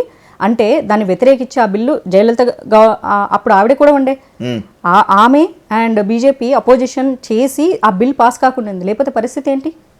ఈరోజు మీరైనా నేనైనా మీ దేవుణ్ణి నమ్మినా నమ్మకపోయినా, మీరు ఏతిష్టం చెప్పుకున్నా మీకు ఈరోజు ఈ ఫ్రీడమ్ మీకు ఉండేది కాదు వేరే కమ్యూనిటీతో. అంత అప్లీస్మెంట్స్ చేయాల్సిన అవసరం లేదు. నాకు ఒక ఇష్యూస్ గురించి నాకు ఒక క్లారిటీ కావాలి. ఏంటి అసలు జంతర్ మంతర్ ఉద్యమం పైన, జెన్జీ ఉద్యమం పైన, కాక్రోచ్ జనతా పార్టీ పైన మీ క్లియర్ కట్ ఎనాలిసిస్, మీ కామెంట్ ఏంటి? నాకు 99% నెగిటివ్ ఒపీనియనే ఉంది అన్డబ్టెడ్లీ. ఎందుకంటే అక్కడ హార్డ్లీ 1% రియల్ స్టూడెంట్స్ లాస్ట్ మూమెంట్లో జాయిన్ అయ్యింటారు. Last moment. If you see anti nationals, లేకపోతే యాంటై హిందూ, లేకపోతే దేశాన్ని విచ్ఛిన్నం చేయాలనే మాటలే అక్కడ వినడం జరిగింది. సంబంధం లేదు. నీట్ ఎగ్జామ్ గురించి ఎవరన్నా వచ్చిన సో కాల్డ్ గెస్ట్లో ఒక్కళ్ళన్నా మాట్లాడారా? ఒక ఆమె వస్తుంది బస్ నామ్ రహేగా అల్లా అంటే అది కవిత మాధవలత గారు. పాకిస్తాన్ కవిత ఇండియాలో చెప్పాల్సి listen who is he, Indian or Pakistani? Is a Pakistani. Vajpayee సన్మానం చేస్తారు ఆయనకి. వాజ్పేయి సన్మానం చేస్తారు. లెట్ మీ టెల్ యూ, ఏం అవసరం అంటే బస్సు నామ రహేగా అల్లా అంటే అల్లా అనే ఒక పేరు మాత్రమే ఉండిపోతుందని. మళ్ళీ ఆమె చెప్పిన మీనింగ్ ఏంటి? అల్లా అంటే దేవుడు, అవును, కానీ హిందువులకు దేవుడు కాదు, క్రిస్టియన్స్ కూడా అల్లా దేవుడు కాదు, మిగిలిన వేరే మతాల వాళ్ళకు కూడా అల్లా దేవుడు కాదు. అసలు నీట్ ఎగ్జామ్ గురించి వచ్చినప్పుడు పొలైట్గా నీట్ ఎగ్జామ్ గురించి మాట్లాడాలి, సిస్టమ్ కరెక్షన్స్ గురించి మాట్లాడాలి, స్టూడెంట్స్కి ఏం కావాలో మాట్లాడాలి. ఇప్పుడు మిమ్మల్ని ఒక చోటికి నేను పిలుస్తాను, అక్కడ వచ్చేసి మీకు సంబంధం లేని మాటలు ఎందుకు మాట్లాడతారు? మీరు ఎగ్జామ్ లీకేజ్ గురించి మాట్లాడినప్పుడు ఎగ్జామ్ లీకేజ్ గురించి మాట్లాడాలి, సిస్టంలో ఎలాంటి మార్పులు కావాలి, స్టూడెంట్స్ ఏం కోరుకుంటున్నారు, నేను జెన్జీ దగ్గర ఇంత ఇన్ఫర్మేషన్ తీసుకొని వచ్చి కలెక్ట్ చేసుకున్నానని మాట్లాడాలి కదా. ఇప్పుడు నన్ను ఒక ఈవెంట్కి పిలుస్తారు, నన్ను డిఫరెంట్ ఈవెంట్లకు పిలుస్తారు. ఇప్పుడు నన్ను ఒక షాప్ ఓపెనింగ్ పిలుస్తారు, నేను వెళ్ళిపోయి బీజేపీ జిందాబాద్ గ్రేట్ అంటే ఎటుంటుంది? చాలా అసహ్యంగా చూస్తారు నన్ను. సంబంధం లేని మాటలు మాట్లాడకూడదు, సంబంధం లేని స్లోగన్స్ చేయకూడదు. When they said it is a NEET exam leakage protest, it should be like in the same way. ఇప్పుడు జార్ఖండ్లో స్టూడెంట్ చేస్తున్నారు వాళ్ళ ఉద్యోగాల కోసం. వాళ్ళు ఇప్పుడు అక్కడ కాంగ్రెస్ అలయన్స్ పార్టీ ఉంది, నేను వాళ్ళని ఖండిస్తున్నానా? 100% ఖండించట్లేదు. బికాస్ వాళ్ళు చాలా ప్రాపర్గా చేస్తున్నారు. పాపం వర్షం పడుతుంది, ఇప్పుడు మీరు జార్ఖండ్ మీరు కాంగ్రెస్ అలయన్స్ పార్టీకి ఓటేశారు కాబట్టి you are very bad citizen, so నేను మిమ్మల్ని సపోర్ట్ చేయను నేను ఎందుకంటాను? డెఫినెట్గా అన్ను కదా. It is not about the state. ఇప్పుడు మొన్న తెలంగాణలో జాబ్స్ దానికోసం ఏదో ప్రొటెస్ట్ చేశారు, ఫర్ నో రీజన్ పాపం వాళ్ళని కొట్టారు పోలీసులు. అప్పుడు నేను ఖచ్చితంగా పోలీస్ తప్పు, ప్రభుత్వం అధికారం ఇచ్చింది ఫర్ నో రీజన్. వాళ్ళు ఏమన్నా స్లోగన్స్ చేశారా? అవేవో జాబ్స్ కోసం, నాకు ఎగ్జాక్ట్గా అది ఏదనేది గుర్తుండదు. గ్రూప్ 1 గ్రూప్ 2 పాపం చాలా డీసెంట్ జరుగుతున్నాయి కదా. ఫర్ నో రీజన్ కొట్టకూడదు. ఫర్ నో రీజన్ వాళ్ళది మనం తప్పనకూడదు. కానీ ఇక్కడ ఎక్కడ చూసినా సరే వాళ్ళకి ఇంటెన్షన్ రైట్గా ఉన్నట్లు అసలు డే 1 నుంచి అనిపించలేదు. వాళ్ళు పెట్టింది కాక్రోచ్ జనతా పార్టీ అంటే సుప్రీంకోర్టు జడ్జి గారు ఇంకొక ఎవరినో అంటే దొంగ ఫేక్ సర్టిఫికేట్లు పెట్టుకొని వచ్చిన ఒక లాయరు తనకు జడ్జి పోస్టో లేకపోతే సీనియర్ అడ్వకేటో కావాలంటే చెప్పండి, దొంగ లాయర్ సర్టిఫికేట్ తీసుకొని వచ్చి సీనియర్ల దాని లిస్టుని చేయాలనుకోవడమే తప్పు. చేసిందే ఫేక్. మళ్ళీ వాళ్ళని ఉద్దేశిస్తూ అంటే పెట్టడమే కమలాన్ని తింటున్న కాక్రోచ్. అంటే వాళ్ళు బీజేపీని పడగొట్టడానికి వచ్చారే తప్ప వాళ్ళు చాలా క్లియర్గా ఉంది కదా వాళ్ళ ఇంటెన్షన్ డే 1 నుంచి. అంటే బీజేపీ కమలాన్ని తింటున్నటువంటి కాక్రోచ్, అంతే తప్ప ప్రజల కోసం మేము పోరాడతామా అని ఎక్కడ వాళ్ళు చెప్పలేదే. నీట్ పేపర్ బాధితులంతా ఎవరు, నీట్ పేపర్ లీకేజ్ బాధితులంతా ఎవరు, చనిపోయిన వాళ్ళంతా ఎవరు, ప్రజలు కదా. మరి ఎన్ని సంవత్సరాలు వాళ్ళు చనిపోలా? నేనేమంటున్నా అన్ని క్లియర్గా ఆ పార్టీ ఉద్దేశం ఫస్ట్ తెలుసుకోవాలి కదా. అంటే మీరు ఒక పార్టీ పెడితే మీకు ఒక ఉద్దేశాలు ఉంటాయి. ఫస్ట్ మేము కమలాన్ని తింటాము అంటున్నారా తప్ప దేశ ప్రజలకు నిలబడతాము, మేము స్టూడెంట్స్ తరపున నిలబడతామని వాళ్ళు పార్టీ పెట్టలేదు. ఓకే. సో దట్ ఇంటెన్షన్ మిగిలిన ఈ ఇండి అలయన్స్ బ్యాచ్ అంతా వచ్చి వాళ్ళకి ఎందుకు సపోర్ట్ చేసింది? ఎప్పుడు సపోర్ట్ చేశారు? లాస్ట్లో చేశారు. మన అంతవరకు వచ్చిన వాళ్ళందరూ ఎవరు? వాళ్ళందరూ లాస్ట్లో చేశారు. ఇప్పుడు అంటే బ్యాకప్ ఇచ్చింది ఎవరు? అంటే వాళ్ళు లాస్ట్లో వచ్చారు. వాళ్ళు అసలు చేసిందే ఆప్ వాళ్ళు. అది ఇంకెవరికి తెలియాలి? అది ఒకప్పుడు పని చేశాడు. నో, అట్లా ఉండదు. ఒకప్పుడు పని చేశాడు, ఇప్పుడు పని చేయట్లేదు, ఇప్పుడు పని చేస్తున్నాడు, తర్వాత కూడా పని చేస్తాడు. అలా కాదు. ఇప్పుడు దీప్కి నేను యాప్లో పని చేయలేదు అని చెప్తే నేను ఖండించేటువంటి నువ్వు పని చేసావు కదా అని చెప్పి ఈ క్లియర్లీ స్టేటెడ్ దట్ అవును నేను ఒక స్ట్రాటజిస్ట్ గా పని చేశాను అని చెప్పి ఇప్పటికీ అది ఆప్దే. అక్కడ అరవింద్ కేజ్రీవాల్ ఎగ్జాక్ట్గా ఒక 6 months బ్యాక్ ఏమన్నాడంటే నేపాల్ లాగా జంజీ ఇలా భారతదేశంలో జరగాలి అన్నాడు. First of all my concern is about nation. పాకిస్తాన్ని అమెరికా డీప్ స్టేట్ యాక్టివిటీస్ అన్న సంగతి చాలా మంది తెలివైన వాళ్ళకి అందరికీ తెలుసు. పాకిస్తాన్లో ఉన్న పిఎంని పీకేసి తర్వాత జఫా మున్నీర్ గారిని పెట్టుకుంది. అదొక రోగ్ నేషన్, అది వరల్డ్ వైడ్ అందరికీ తెలుసు. తర్వాత శ్రీలంకని అటాక్ చేసింది. That's a very micro country అది. తర్వాత బంగ్లాదేశ్, అదొక జఫా కంట్రీ. దాని తర్వాత నేపాల్, వెరీ స్మాల్ కంట్రీ అది. ఈ 4 దేశాలని అటాక్ చేసి సక్సెస్ఫుల్ అయ్యాం కదా. సో ఇండియాను కూడా నాశనం చేద్దాము అనుకున్నారు. కానీ 140 కోట్ల మంది ఉన్న the largest democratic country America deep state కాదు, డీప్ స్టేట్. అందులో యూరోపియన్ కంట్రీస్ కూడా ఉంటాయి.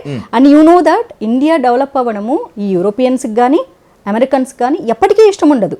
ఒక ఇండియానే కాదు, చిన్నగా వాళ్ళకంటే తక్కువగా ఉన్న ఏ కంట్రీస్ కూడా డెవలప్ అవ్వడం వాళ్ళకి ఇష్టం ఉండదు.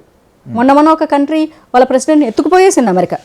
అండ్ జస్ట్ 2 months బ్యాక్ వాళ్ళు క్లియర్గా స్టేట్మెంట్ కూడా ఇచ్చారు. 20 years బ్యాక్ చైనాతో చేసిన మిస్టేక్ మేము ఇండియాతో చేయమంటే చైనా ఈ రోజు self reliant.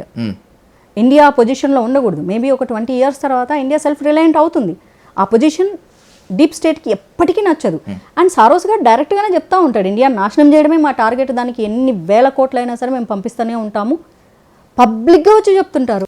By connecting the dots Madhulatha గారు, నాకు ఒకటి కన్ఫర్మ్ చేసి చెప్పండి, మీరు ఇప్పటికీ కూడా కాక్రోచ్ జనతా పార్టీ జంతర్ మంతర్ నిరసనలకు ఆందోళనలకు నిధులు విదేశీ నుంచే వచ్చిందని చెప్పి నమ్ముతారా? కేంద్రం క్లియర్ కట్గా లేదు కాదు అని చెప్పినా కూడా ఈరోజు స్పెషల్గా జరిగేటప్పుడే వచ్చింది అని మనం చెప్పలేము. 6 నెలల క్రిందట వచ్చిండొచ్చు. ఆ వచ్చేది కూడా సారోస్ ఏదైతే ఉంటాయో త్రూ NGOs. సో ఎక్కడంటే మీకు ఒక 25,000 రూపాయలు ఇచ్చేసేసి మీరు వాళ్ళకు 15,000 ఇవ్వండి, మీ దగ్గర 10,000 పెట్టుకోండి అంటే మీరు ఇస్తారు. కానీ మీరు హైదరాబాద్లో ఉంటారు, అక్కడెక్కడో మామూలుగా జీపే ఫోన్పే ఢిల్లీలో అయిపోతుంది. సో దాన్ని ఫండ్స్ కింద మనం చెప్పలేము. కాబట్టి అథెంటిక్ సోర్సెస్ అనేవి దొరకవు. కానీ ఎప్పటికీ దొరకవు అనేదైతే మాత్రం it is highly impossible. As of now దొరకకపోవచ్చు. సో సమ్ టైమ్స్ మన ఐబీ, మన NIA ఇంటెలిజెన్స్ టీమ్స్ కూడా ప్రాపర్ ఆధారాలు, ఎందుకంటే చెప్పేటప్పుడు ప్రాపర్గా చెప్పగలగాలి. వాటిని సంపాదించడంలో it takes time, but one day it will reveal అని నేను చెప్తా 100%. అండ్ ఫుడ్ అక్కడ స్విగ్గీ జొమాటో బాయ్సే చెప్తున్నారు ఖతార్ నుంచి ఫుడ్ ఆర్డర్ వస్తుందని. ఇండియాలో ఇక్కడ ఏదో జరుగుతుంటే ఖతార్ నుంచి ఎవరో ఎందుకు ఆర్డర్ పంపించాలనుకోవచ్చు కదా. హైదరాబాద్ నుంచి కూడా వెళ్ళాయి మాధులత గారు, హైదరాబాద్ నుంచి కూడా వెళ్తున్నాయి. అండ్ అక్కడ ఎంతమంది నిజమైన స్టూడెంట్స్ ఉన్నారు అన్నది ఢిల్లీ పోలీసుల ప్రకారము బెయిల్ మీద బయట తిరిగే వాళ్ళు మీకు కూడా తెలుసు. ఢిల్లీ పోలీసులు నీట్గా రిలీజ్ చేశారు రేపిస్టులు. మర్డరర్లు, దొంగతనం చేసిన వాళ్ళు రకరకాల మంది 2860 మంది పైన ఉన్నారు బిఫోర్ క్రైమ్ ఫైల్స్ వాళ్ళవన్నీ. ఓకే. అండ్ వాళ్ళకి ఇప్పుడు మర్డర్స్, రేపులకు కూడా బెయిల్స్ ఇచ్చి పంపుతున్నారంటే మన సిస్టమ్ ఎంత దారుణంగా ఉందో కూడా ఆలోచన చేసుకోవాలి. అండ్ ఈ అరాచక శక్తులు ఎంటర్ అయినప్పుడు ఆ నిజమైన స్టూడెంట్స్ అటాక్లు ఏం చేయలేదు పోలీసుల మీద, ఆర్మీ వాళ్ళ మీద. Okay.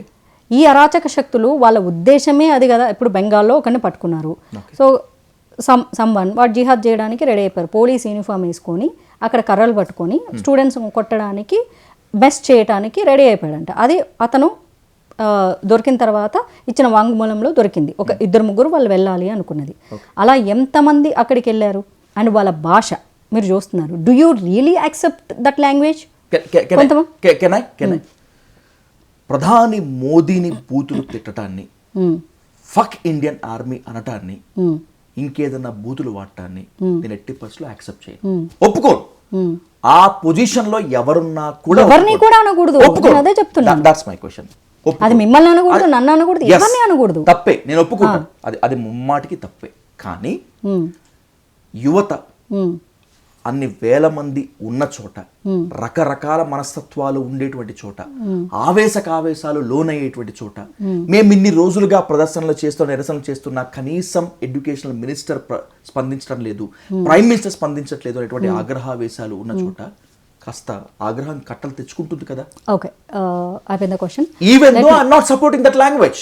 Okay, even though I'll tell you, if you are a prime minister, education minister మేలోనే ప్రెస్ మీట్ పెట్టి చెప్పాడు. వెరీ అన్ఫార్చునేట్ అంటే మీడియాకి చెప్పేశాడు, మేము ఎవరైతే దాన్ని చేశారో వాళ్ళని పట్టుకోవడం జరిగింది, అలాగే కొత్త టీంను కూడా ఏర్పాటు చేస్తున్నాం. అండ్ నీట్ ఈ ఇయర్ స్టూడెంట్స్ అందరూ సఫర్ అవ్వకూడదు కాబట్టి యాజ్ సూన్ యాజ్ పాసిబుల్ మేము మళ్ళీ ఎగ్జామ్ రీకండక్ట్ చేయడానికి ప్రయత్నం చేస్తామని మేలో ప్రెస్కి చెప్పాడు. వెరీ అన్ఫార్చునేట్ అంటే అది ఎక్కువ మందికి రీచ్ అవ్వలేదు. నేను కూడా అనుకున్నాను ఆయన ధర్మేంద్ర ప్రధాన్ అసలు రెస్పాండ్ అవ్వలేదు, he's so responsible, he's so attitude, నేను కూడా అనుకున్నాను. కానీ ఆయన మేలోనే చెప్పాడు. వెరీ అన్ఫార్చునేట్ అది చేరలేదు. బట్ మనం గమనించుకోవాల్సింది ఇందులో positive, with in a month మళ్ళీ ఎగ్జామ్ రీకండక్ట్ చేశారు. స్టూడెంట్స్ ఈ ఇయర్ వాళ్ళకు నాశనం అయిపోకుండా మళ్ళీ ఎగ్జామ్ పెట్టడం జరిగింది. స్టూడెంట్స్ రాశారు, సక్సెస్ అయ్యారు. అంటే సరిగ్గా ప్రిపేర్ అవ్వని వాళ్ళ కోసం కొంచెం స్పేస్ దొరికింది. ఇవన్నీ జరిగినాయి. As well as new amendments కూడా తీసుకొచ్చాడు, కొత్త టీంని ఏర్పాటు చేయడం, ఇట్లాంటివన్నీ కొత్తవి ఎడ్యుకేషన్ సిస్టంలో తీసుకొచ్చిన వన్ ఆఫ్ ద మినిస్టర్ ఆయన. కానీ ఈ ప్రొటెస్ట్ స్టార్ట్ అయినప్పుడు మేబీ 2 రీజన్స్, మనం ఇది కూడా మన స్పెక్యులేషన్సే, మనం ఇక్కడేదో నేను కూర్చొని నేనే జడ్జ్ అని నేనేం చెప్పట్లేదు. వన్ ఈజ్ వీళ్ళు నిజంగా ప్రొటెస్ట్ చేస్తున్నారా, ఏ ఉద్దేశంతో చేస్తున్నారు, లెట్ సీ ఎంతమంది జాయిన్ అవుతారు చూద్దామని కూడా గవర్నమెంట్ అనుకుండొచ్చు. ఇంటెలిజెన్స్ రిపోర్ట్స్ కూడా ఉంటాయి దాని చుట్టూ, ఉండకుండా ఏమీ ఉండవు. ప్రతి దేశంలో ప్రతి చోట ఏం జరుగుతుందో చూస్తారు. లేదా ఇంత తొందరగా ఎందుకు అంటే దానికే బాగా టైం తీసుకొని ఉంటారు. వాళ్ళు కూడా ఎక్స్పెక్ట్ చేసి ఉండకపోయిండొచ్చు ప్రభుత్వం ఇంతమంది వచ్చి సడన్గా అటాక్ చేస్తారు అని. అందులో అరాచక శక్తులు ఎంటర్ అయ్యాయన్నది పచ్చి వాస్తవం, జిహాదీ బ్యాచ్ ఎంటర్ అయిందన్నది కూడా పచ్చి వాస్తవం. అండ్ మనకు ఈ జనరేషన్ మనల్ని ఏమంటారు, మిలేనియం జనరేషన్ అంటారు. మనకున్నంత ఆలోచన ఇప్పటి జంజీకి లేదు. ఎందుకంటే వాళ్ళకు జ్ఞానం వచ్చి వాళ్ళు ఫోన్లు తీసుకునేసరికి వాళ్ళకి ఇంటర్నెట్ ఫ్రీగా అవైలబుల్ ఉంది, ఫోన్లు అవైలబుల్ ఉన్నాయి, రీల్స్ భయంకరంగా చూస్తున్నారు. వాళ్ళకి పేషెన్స్ లేదు. మనం సీడీలు చూసినాము, క్యాసెట్లు చూసినాము, ల్యాండ్లైన్లు చూసినాము, ల్యాండ్లైన్ లేనిది కూడా మనం చూసినాము, ఇవన్నీ చూసుకుంటూ వచ్చినాం. బట్ ఇప్పటి వాళ్ళు జంజీ, ఈవెన్ ఐ హ్యావ్ మా అన్నకు 2 కూతుర్లు, వాళ్ళిద్దరు జంజీనే, they are going to college. So వాళ్ళు వచ్చేసరికి ఫోన్లు ఉన్నాయి, నెట్ ఉంది, స్వైప్ అప్ చేస్తూ ఉంటారు. సో అన్నీ వాళ్ళకి కష్టాలు తెలియదు. పేరెంట్స్ ఏమన్నా అరేంజ్ అయిపోతే, మనకు చిన్నప్పుడు ఫీజు కట్టడానికి 4 రోజులు లేట్ అయితే కూడా మనం పేరెంట్స్ కోసం మనం వెయిట్ చేసేవాళ్ళం, అలా కష్టాలు ఉన్నాయని. కానీ ఈరోజు ఒక బ్యాగ్ కావాలంటే అరిచి గోల చేసి రప్చర్ చేసేస్తున్నారు. ఏది లేకపోయినా పేరెంట్స్ని హెరాస్ చేస్తున్నారు లిటరల్లీ. అంటే ఆ మిలేనియం ఆ పేరెంట్స్ని ఈ జంజీ కిడ్స్ హెరాస్ చేస్తున్నారు. వీళ్ళందరికీ ఏంటంటే ఎక్కువ మంది రాంగ్ మోటివేషన్లో కూడా వెళ్ళిపోయి అక్కడికి వచ్చినప్పుడు ఏమంటారు, మాస్ హిస్టీరియా అంటారు. సంథింగ్ మనకు ఊర్లలో ఎక్కడన్నా ఒక జాతర జరిగేటప్పుడు కూడా ఆ ట్రంపెట్ సౌండ్స్కి కొంతమంది ఊగిపోతుంటారు. That is a mass hysteria actually. అంటే ఆ నర్వ్స్ అట్లా వాళ్ళని డామినేట్ చేసేస్తాయి. అలా మాస్ హిస్టీరియాతో వెళ్ళిన వాళ్ళు చాలామంది ఉన్నారు. నేను సెన్సిబుల్ స్టూడెంట్స్ని వెరీ ఫ్యూ చూసా, ఆ లాస్ట్ డే జాయిన్ అయిన వాళ్ళు. వాళ్ళు చాలా కరెక్ట్గా మాట్లాడారు. ఐ యాక్సెప్ట్ దట్ ఆ లాంగ్వేజ్. సో ఒక అబ్బాయి చాలా బాగా మాట్లాడాడు. తిట్టడం అనేది కరెక్ట్ కాదు, ఎందుకంటే నేను ఇంటికి పోతే నా చెల్లి మా అమ్మ ఉంటారు, నేను వాళ్ళకి ఫేస్ చూపించాలి. బట్ నేను క్వశ్చన్ చేయాలనుకుంటున్నాను. సో నేను అదే అంటాను, అక్కడ ఉన్న వాళ్ళల్లో 6,000 మంది వస్తే 5,000 మంది స్టూడెంట్స్ ఎవరు కాదు, కానే కాదు అసలు. సెన్సిబుల్గా మాట్లాడే వాళ్ళు ఫ్యూ అబ్జెక్షన్. నేను మీకు ఒక ఎగ్జాంపుల్ చెప్తాను. 2,800 చేంజ్ మంది మొత్తం క్రిమినల్ బ్యాక్గ్రౌండ్ ఉన్న వాళ్ళే అంటే ఒక 3,000 మంది వాళ్ళే ఉన్నారు. I have 2 objections here Madhulatha గారు. అంటే మీరు మాత్రమే కాకుండా చాలా మంది చేస్తున్నటువంటి వాదన ఏంటంటే జంతర్ మంతర్ దగ్గర నిరసన చేసినటువంటి వాళ్ళల్లో నీట్ పేపర్ లీకేజ్ వల్ల ఎఫెక్ట్ అయినటువంటి ఫ్యామిలీస్ లేరు, డెఫినెట్గా లేరు. ఎందుకంటే వెళ్ళిన ప్రతి ఒక్కళ్ళు మైక్ పట్టుకెళ్ళిన ప్రతి ఒక్కళ్ళు ఆల్మోస్ట్ అందరి మొహాల మీద వీడియో పెట్టారు. సరదాగా రీల్స్ చేసుకోవడానికి వెళ్ళిన వాళ్ళు ఉన్నారు, పాపులారిటీ పెంచుకోవడానికి వెళ్ళిన వాళ్ళు ఉన్నారు, అండ్ వ్యూస్ పెంచుకోవడానికి వెళ్ళిన వాళ్ళు ఉన్నారు. సరదాగా ఓ పబ్బింగ్ కపుల్ కూడా అక్కడికి వెళ్ళారు. ఇక్కడ సాటర్డే ఎందుకు పబ్కి వెళ్ళడము, ఇక్కడైతే బాగుంది అని చెప్పేసి అసహ్యంగా బిహేవ్ చేసిన వాళ్ళు ఉన్నారు. నేను అంటాను, జార్ఖండ్లో స్టూడెంట్ చేస్తున్నారు, అది ఏ పార్టీ అయినా ఆ స్టూడెంట్స్ ఆ రాష్ట్రంలో చేస్తున్నారు చూడు, నేను వాళ్ళని యాక్సెప్ట్ చేస్తాను. వాళ్ళందరూ మొన్న ఓట్లేసిన వాళ్ళే, వాళ్ళు కూడా వాళ్ళకు ఓటు హక్కు వచ్చిన తర్వాత ఉద్యోగాలకు ప్రయత్నం చేసేటోళ్ళే. Do in a right way. ప్రభుత్వం స్పందించకపోవడానికి స్పెక్యులేషన్స్ అని చెప్తున్నాం, మనమేమి ఇక్కడ కూర్చోలేదు, మనం ప్రభుత్వం కాదు. మైట్ బి అబ్జర్వ్ చేయాలనుకుని ఉండొచ్చు. ఇంతమంది వచ్చి ఇట్లా పర్మిషన్ లేకుండా పార్లమెంట్ మీదకి అటాక్ వెళ్ళడం తప్ప కాదా యాజ్ పర్ రాజ్యాంగం? అసలు వాళ్ళకి ప్రొటెస్ట్ పర్మిషన్ లేదు. పార్లమెంట్ ప్రొటెస్ట్ అది మీరు మరి ఆపేటటువంటి జాబ్ అక్కడ ఉన్న సెక్యూరిటీ ఫోర్సెస్ అవునా కాదా? జూలై 20న జరిగినటువంటి ఏమంటున్నానంటే గురించి మీరు మాట్లాడుతున్నారు. దానికన్నా ముందు ఎండకి వానకి చలికి ఉన్నటువంటి విద్యార్థులు విద్యార్థులు అక్కడ ఎవరు రాలేదు. లాస్ట్ రోజు వచ్చిన వాళ్ళే విద్యార్థులు, రియల్ విద్యార్థులు అక్కడ ఎవరు వెళ్ళలేదు. ఇందాక నాకు కట్టిన స్టేట్మెంట్ ఇదే. నీట్ ఫ్యామిలీస్ వచ్చాయి, నీట్ బాధితుల ఫ్యామిలీస్ వచ్చాయి, అందరూ వచ్చారు అక్కడికి.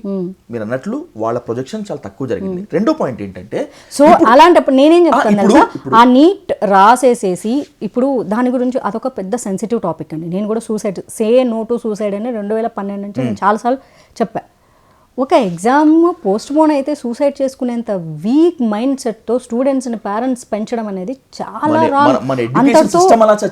అంటే మన ఎడ్యుకేషన్ సిస్టమ్, మన సొసైటీ కూడా, మన సొసైటీ సూసైడ్ కోఆపరేట్ చేసే సొసైటీ, పేరెంట్స్ కూడా. అంటే ఎగ్జామ్ ఇప్పుడు రాయకపోతే మన 10th క్లాస్ ఫెయిల్ అయితే సూసైడ్, ఇంటర్మీడియట్ ఫెయిల్ అయితే సూసైడ్. అరే there is a lot of life. అంటే పేరెంట్స్ ఫోర్స్ భయంకరంగా రుద్దుతున్నారు, ఇదే చదవాలి, ఇది చదవకపోతే మనకు అసలు సొసైటీలో వాల్యూ లేదు. ఇప్పుడు వాడు డాక్టర్ కాకపోతే ఇంకోటి అవుతాడు. బ్రతుకు చాలా ఉంది. పెద్దోళ్ళు ఊరికే చెప్పాలా, బతికుంటే బరిసాగు తిని బతకొచ్చు, బతకడానికి మార్గాలు ఉన్నాయి. అంత వీకెండ్ హార్ట్స్తో ఉన్నారు ఆ పేరెంట్స్. లిటరల్లీ నిజంగా వాళ్ళందరూ కలిసి పార్లమెంట్ దగ్గర ఎదురుగే కూర్చొని చక్కగా నీట్గా ఇప్పుడు జార్ఖండ్ స్టూడెంట్స్ ప్రొటెస్ట్ చేసినట్లు చేసినా I 100% సపోర్ట్ అంటున్నా. ఎందుకంటే బాధ వాళ్ళకు తెలుసు కాబట్టి వాళ్ళు డీసెంట్గా అందరూ కలిసి మాట్లాడుకొని నిరసన చేయాలి అంటే, ఎందుకంటే నిరసన చేసే హక్కు ఎవరికైనా ఉంది. That's my question. ఇప్పుడు పోరాడితేనే మనకి ఏదైనా అంతే. ఇప్పుడు నిరసన చేయాలి అంటే, ఆందోళన చేయాలి అంటే కేవలం బాధితులు, ఆ బాధిత కుటుంబ సభ్యుల బంధువులే రావాలా? ఇంకెవరు రాకూడదా? నేను అదే చెప్తున్నా, బంధితులు అసలు ఎవ్వరు కాదు, మీరు నేను కూడా వెళ్ళొచ్చు. If there is a genuine. ఇప్పుడు జార్ఖండ్ స్టూడెంట్స్ ఉన్నారు, అన్ఫార్చునేట్ నేను వెళ్ళలేదు, కానీ నేను మాట్లాడుతున్నా. నేను మళ్ళీ చెప్తున్నా, వాళ్ళు ఎవరు మా పార్టీ వాళ్ళు కాదు, కానీ వాళ్ళు స్టూడెంట్స్. మనం కన్సర్న్ ఎప్పుడు రైట్ వేలో చూపించాలి, అప్పుడే కదా వాళ్ళు ప్రొటెస్ట్ రైట్ వేలో చేయాలి, కన్సర్న్ కూడా మనం రైట్ వేలో చెయ్యాలి. బిల్డ్ ద నేషన్ అన్నప్పుడు దానికి సపోర్ట్ గా మనం నిలబడాలి. మీరు చెప్తున్నది ముమ్మాటికి వాస్తవం, నేను ఒప్పుకుంటాను. ఇప్పుడు తననే మీరు కాదనగలరా, 2,800 మంది క్రిమినల్స్ ఆల్రెడీ క్రిమినల్ రికార్డులో ఉన్నోళ్ళు వెళ్ళారా కాదు అన్నది సాక్ష్యాలతో సహా పోలీసులు బయట పెట్టింది. దాన్ని మీరు యాక్సెప్ట్ చేస్తారా చేయరా? నేను ఏమంటున్నానంటే వీళ్ళందరూ వెళ్ళి మోటివేట్ చేసి, ఎందుకంటే వాళ్ళ క్రిమినల్ మోటివే ఉంటుంది. నేను యాక్సెప్ట్ చేస్తానా చేయనా అనేటువంటి ఇందులో యాక్సెప్ట్ చేయడానికి ఏం లేదు, క్రిమినల్ ఫైల్ అంతే. క్వశ్చన్ మీరు వినండి. నేను యాక్సెప్ట్ చేస్తానా చేయనా అనేటువంటి విషయం తీసి పక్కన పెట్టేస్తే, జంతర్ మంతర్ దగ్గర జరిగినటువంటి నిరసనలో, ఆందోళనలో ఆఫ్ కోర్స్ అరాచక శక్తులు ఉన్నాయి అనుకుందాం, పోక్సో కేసులు అనుకుందాం, మర్డర్ ఉన్న వాళ్ళు అనుకుందాం. ఉండకుండా ఎందుకు ఉంటారు? ఎందుకంటే పార్లమెంట్ లో ఉన్న వాళ్ళంతా ఎవరు? అందరూ అని మనం అనకూడదు కదా, అందరూ అనకూడదు కదా. అందరూ నన్ను సరే ఇప్పుడు నేను ఒక రేషియో తీస్తే ఒక 10% పీపుల్ ఉంటారని నేనే చెప్తాను. ఆ అన్ఫార్చునేట్ సిచ్యువేషన్ వాడికి, ఇప్పుడు వాడు నిలబడ్డాడు, సరే ఒక ఎదవకి పార్టీ టికెట్ ఇచ్చింది, ఆ ఎదవకు ఓట్లేసింది ఎవరు? తప్పు అని తెలీదా ప్రజలకు? No doubt. నేను అంటున్నాను ఇప్పుడు రాజ్యాంగం మనకేం హక్కు, ఓటు బలమైన రాజకీయ పార్టీలదే తప్పు అని నేను వన్ సైడ్ స్టేట్మెంట్ ఇవ్వను. బరాబర్ అటువంటి వాడిని తిరస్కరించకుండా ఓట్లేసి పార్లమెంట్ కి అసెంబ్లీ పంపించినటువంటి ఘనత ప్రజలదే, వాళ్ళది కూడా తప్పే. నేను ప్రజల్నే అంట, ఎందుకంటే నాయకులే మన ఆకాశం నుంచి ఊడిపడలే, ప్రజల్లోంచి పుడతారు. భోగాపురం ఎయిర్పోర్ట్ దగ్గర మొక్కలు నాటితే పిక్కుని వెళ్ళిపోతున్నారు, ఆడబెడితే ఎగిరి దూకి ఇది చేస్తున్నారు. వాళ్ళు ఏమనుకుంటారంటే ఇది ప్రభుత్వం సొమ్ము. అరే ప్రభుత్వం సొమ్ము కాదురా, మన సొమ్ము అది. విశాఖలో నిర్వహించినటువంటి యోగా డేలో మ్యాట్లు తీసుకుపోయింది, మీరు మర్చిపోయారా? ఇన్స్పిరేషన్ ఇక్కడికి వచ్చింది, అక్కడ నుంచి ఇక్కడికి. ఇప్పుడు కోట్ ఎన్నో కోట్లు లాస్, రైల్వే దుప్పట్లు, పిల్లోసు. మనం ఏమైనా ప్రజలు దొంగలుగా ఉన్నప్పుడు ప్రజల నుంచి పుట్టిన నాయకులు పెద్ద దొంగలు అవుతారు కానీ చిన్న దొంగలు. ఇప్పుడు మొన్న అండి నా friend just 2 days back call చేశారు. Is NRI. ఓ 25 కోట్లు ఉన్నాయి వాళ్ళ ఊరికి, ఆ నియోజకవర్గానికి కొంచెం మంచి చేయాలని ఇంట్రెస్ట్ ఉంది. ఎందుకంటే ఇంకా అమెరికాలో ఉండి వాళ్ళకి ఏమైపోతుంది, ఒక మొనాటనీ లైఫ్ అయిపోయి ఏదో ఒక సర్వ్ చేద్దాం, ఊర్లను అడాప్ట్ చేసుకుంటారు. Really they are doing good. Contest చేయాలి, ఇంకా మంచిగా చేయాలని ఇంట్రెస్ట్ ఉంది. 25 కోట్లు సరిపోతాయి కదా ఎమ్మెల్యే కంటెస్ట్ చేయడానికి అంటే, 25 కోట్లు ఎవడికి పెడితే ఎలా గెలుస్తావు, మినిమం 100 కోట్లు కావాలని చెప్పారంట. అంటే ఒక ఎమ్మెల్యేగా కంటెస్ట్ చేయడానికి 100 కోట్లు 15 కోట్లు ఇవ్వాలనుకుంటా కొన్ని పార్టీలకి, కొన్ని పార్టీలు. I don't want to name the పార్టీలు అండి. Yeah maybe I seriously don't know అది నిజంగా. అంటే ఆ కాన్సెప్ట్ నాకు ఏ పార్టీ గురించి తెలియదు ఆనెస్ట్గా. పార్టీని డబ్బులు ఇస్తుంది కంటెస్ట్ చేసే వాళ్ళకి తెలుసు ఎక్కడో ఒక దగ్గర. అయితే 100 కోట్లు పెట్టిన ఎమ్మెల్యే క్యాండిడేటు 200 కోట్లు సంపాదించుకోవడా? బరాబర్ 300 కోట్లు. ఆ 100 కోట్లు ఎవడికి పెడుతున్నాడు? ఆ నియోజకవర్గం ప్రజలకి పెడుతున్నాడు. అంటే ఆ ప్రజలు తీసుకుంటున్నారు. మరి తీసుకుంటున్నప్పుడు వాడికి ఆశ మళ్ళీ పెరుగుతుంది. నా దగ్గర 100 కోట్లు తీసుకున్నారు, నేను 300-400 కోట్లు సంపాదించుకోవాలి అనుకుంటాడు. ప్రజలు తీసుకోవడం మానేసేస్తే వాడు గుడ్డిలో మెల్లగన్నా కొంచెమన్నా చేయాలనుకుంటాడు, కొంచెమన్నా ఒక 50%. మరి ఏ రకంగా తయారవుతుంది అంటే యథా ప్రజ తదా రాజా లాగానే ఉంది. యథా రాజా తదా ప్రజ కాదు, ప్రజల నుంచే నాయకులు పుడుతున్నారు. ఇప్పుడు నేను నియోజకవర్గంలో పనిచేస్తా అంటే నాకేం చెప్పారో తెలుసా? చీప్గా నువ్వు 1 కోటి రూపాయలన్నా ఖర్చు పెట్టుకోవాలమ్మాయి నువ్వు ఆ నియోజకవర్గంకి పనిచేయాలంటే. అవును, అక్కడే కాదు, తర్వాత నేను హైదరాబాద్లో కూడా చేస్తాను. అవును, హైదరాబాద్లో చేస్తాను అంటే ఇదే చెప్పారు. చీపెస్ట్ మామూలుగా అయితే ఒక 10 కోట్ల అట్లా ఖర్చు పెట్టాల్సి వస్తుంది ఉన్న 1 year టైం ఉండే అప్పుడు, ఏది 24 ఎలక్షన్స్కి. చీప్గా నువ్వు 1 కోటి రూపాయలు నియోజకవర్గానికి చేస్తే తప్ప నీకు కష్టమవుతుంది అని. ఎక్కడి నుంచి తీసుకొని రావాలి 1 కోటి రూపాయలు నేను? This is how the worst political system. మీరు చూడండి, మనం నిజాయితీగా మాట్లాడుకుందాం. రాజకీయాల్లోకి వెళ్ళి డబ్బు సంపాదించుకోవాలి అన్నది అదొక నాన్ సెన్స్ థియరీ. డబ్బున్నోడే రాజకీయాల్లోకి వెళ్తాడు. లిటరల్లీ 74-75% డబ్బున్నోళ్ళే నాయకులు అవుతారు. మిగిలిన 25% నాలాంటి వాళ్ళు ఏదో చేయాలని అంటారు కానీ ఏం చేయలేరు. This is fact. చేయలేరు. Right. I will conclude with one important question. రాబోయేటువంటి రోజులు జంజీలు కాస్త తిరుగుబాటు చేసే విధంగా ఉంది. ఇంతకు ముందులాగా గవర్నమెంట్లు ఏం చెప్తే అవి వినేటువంటి పొజిషన్లో లేదు అని గ్రహించి బీజేపీ జంజీలను ఆకట్టుకునేందుకు ఒక పక్కా వ్యూహం ప్రణాళికతో ముందుకు పోతుంది. అతి త్వరలో పోవడంలో తప్పేం లేదు కదా.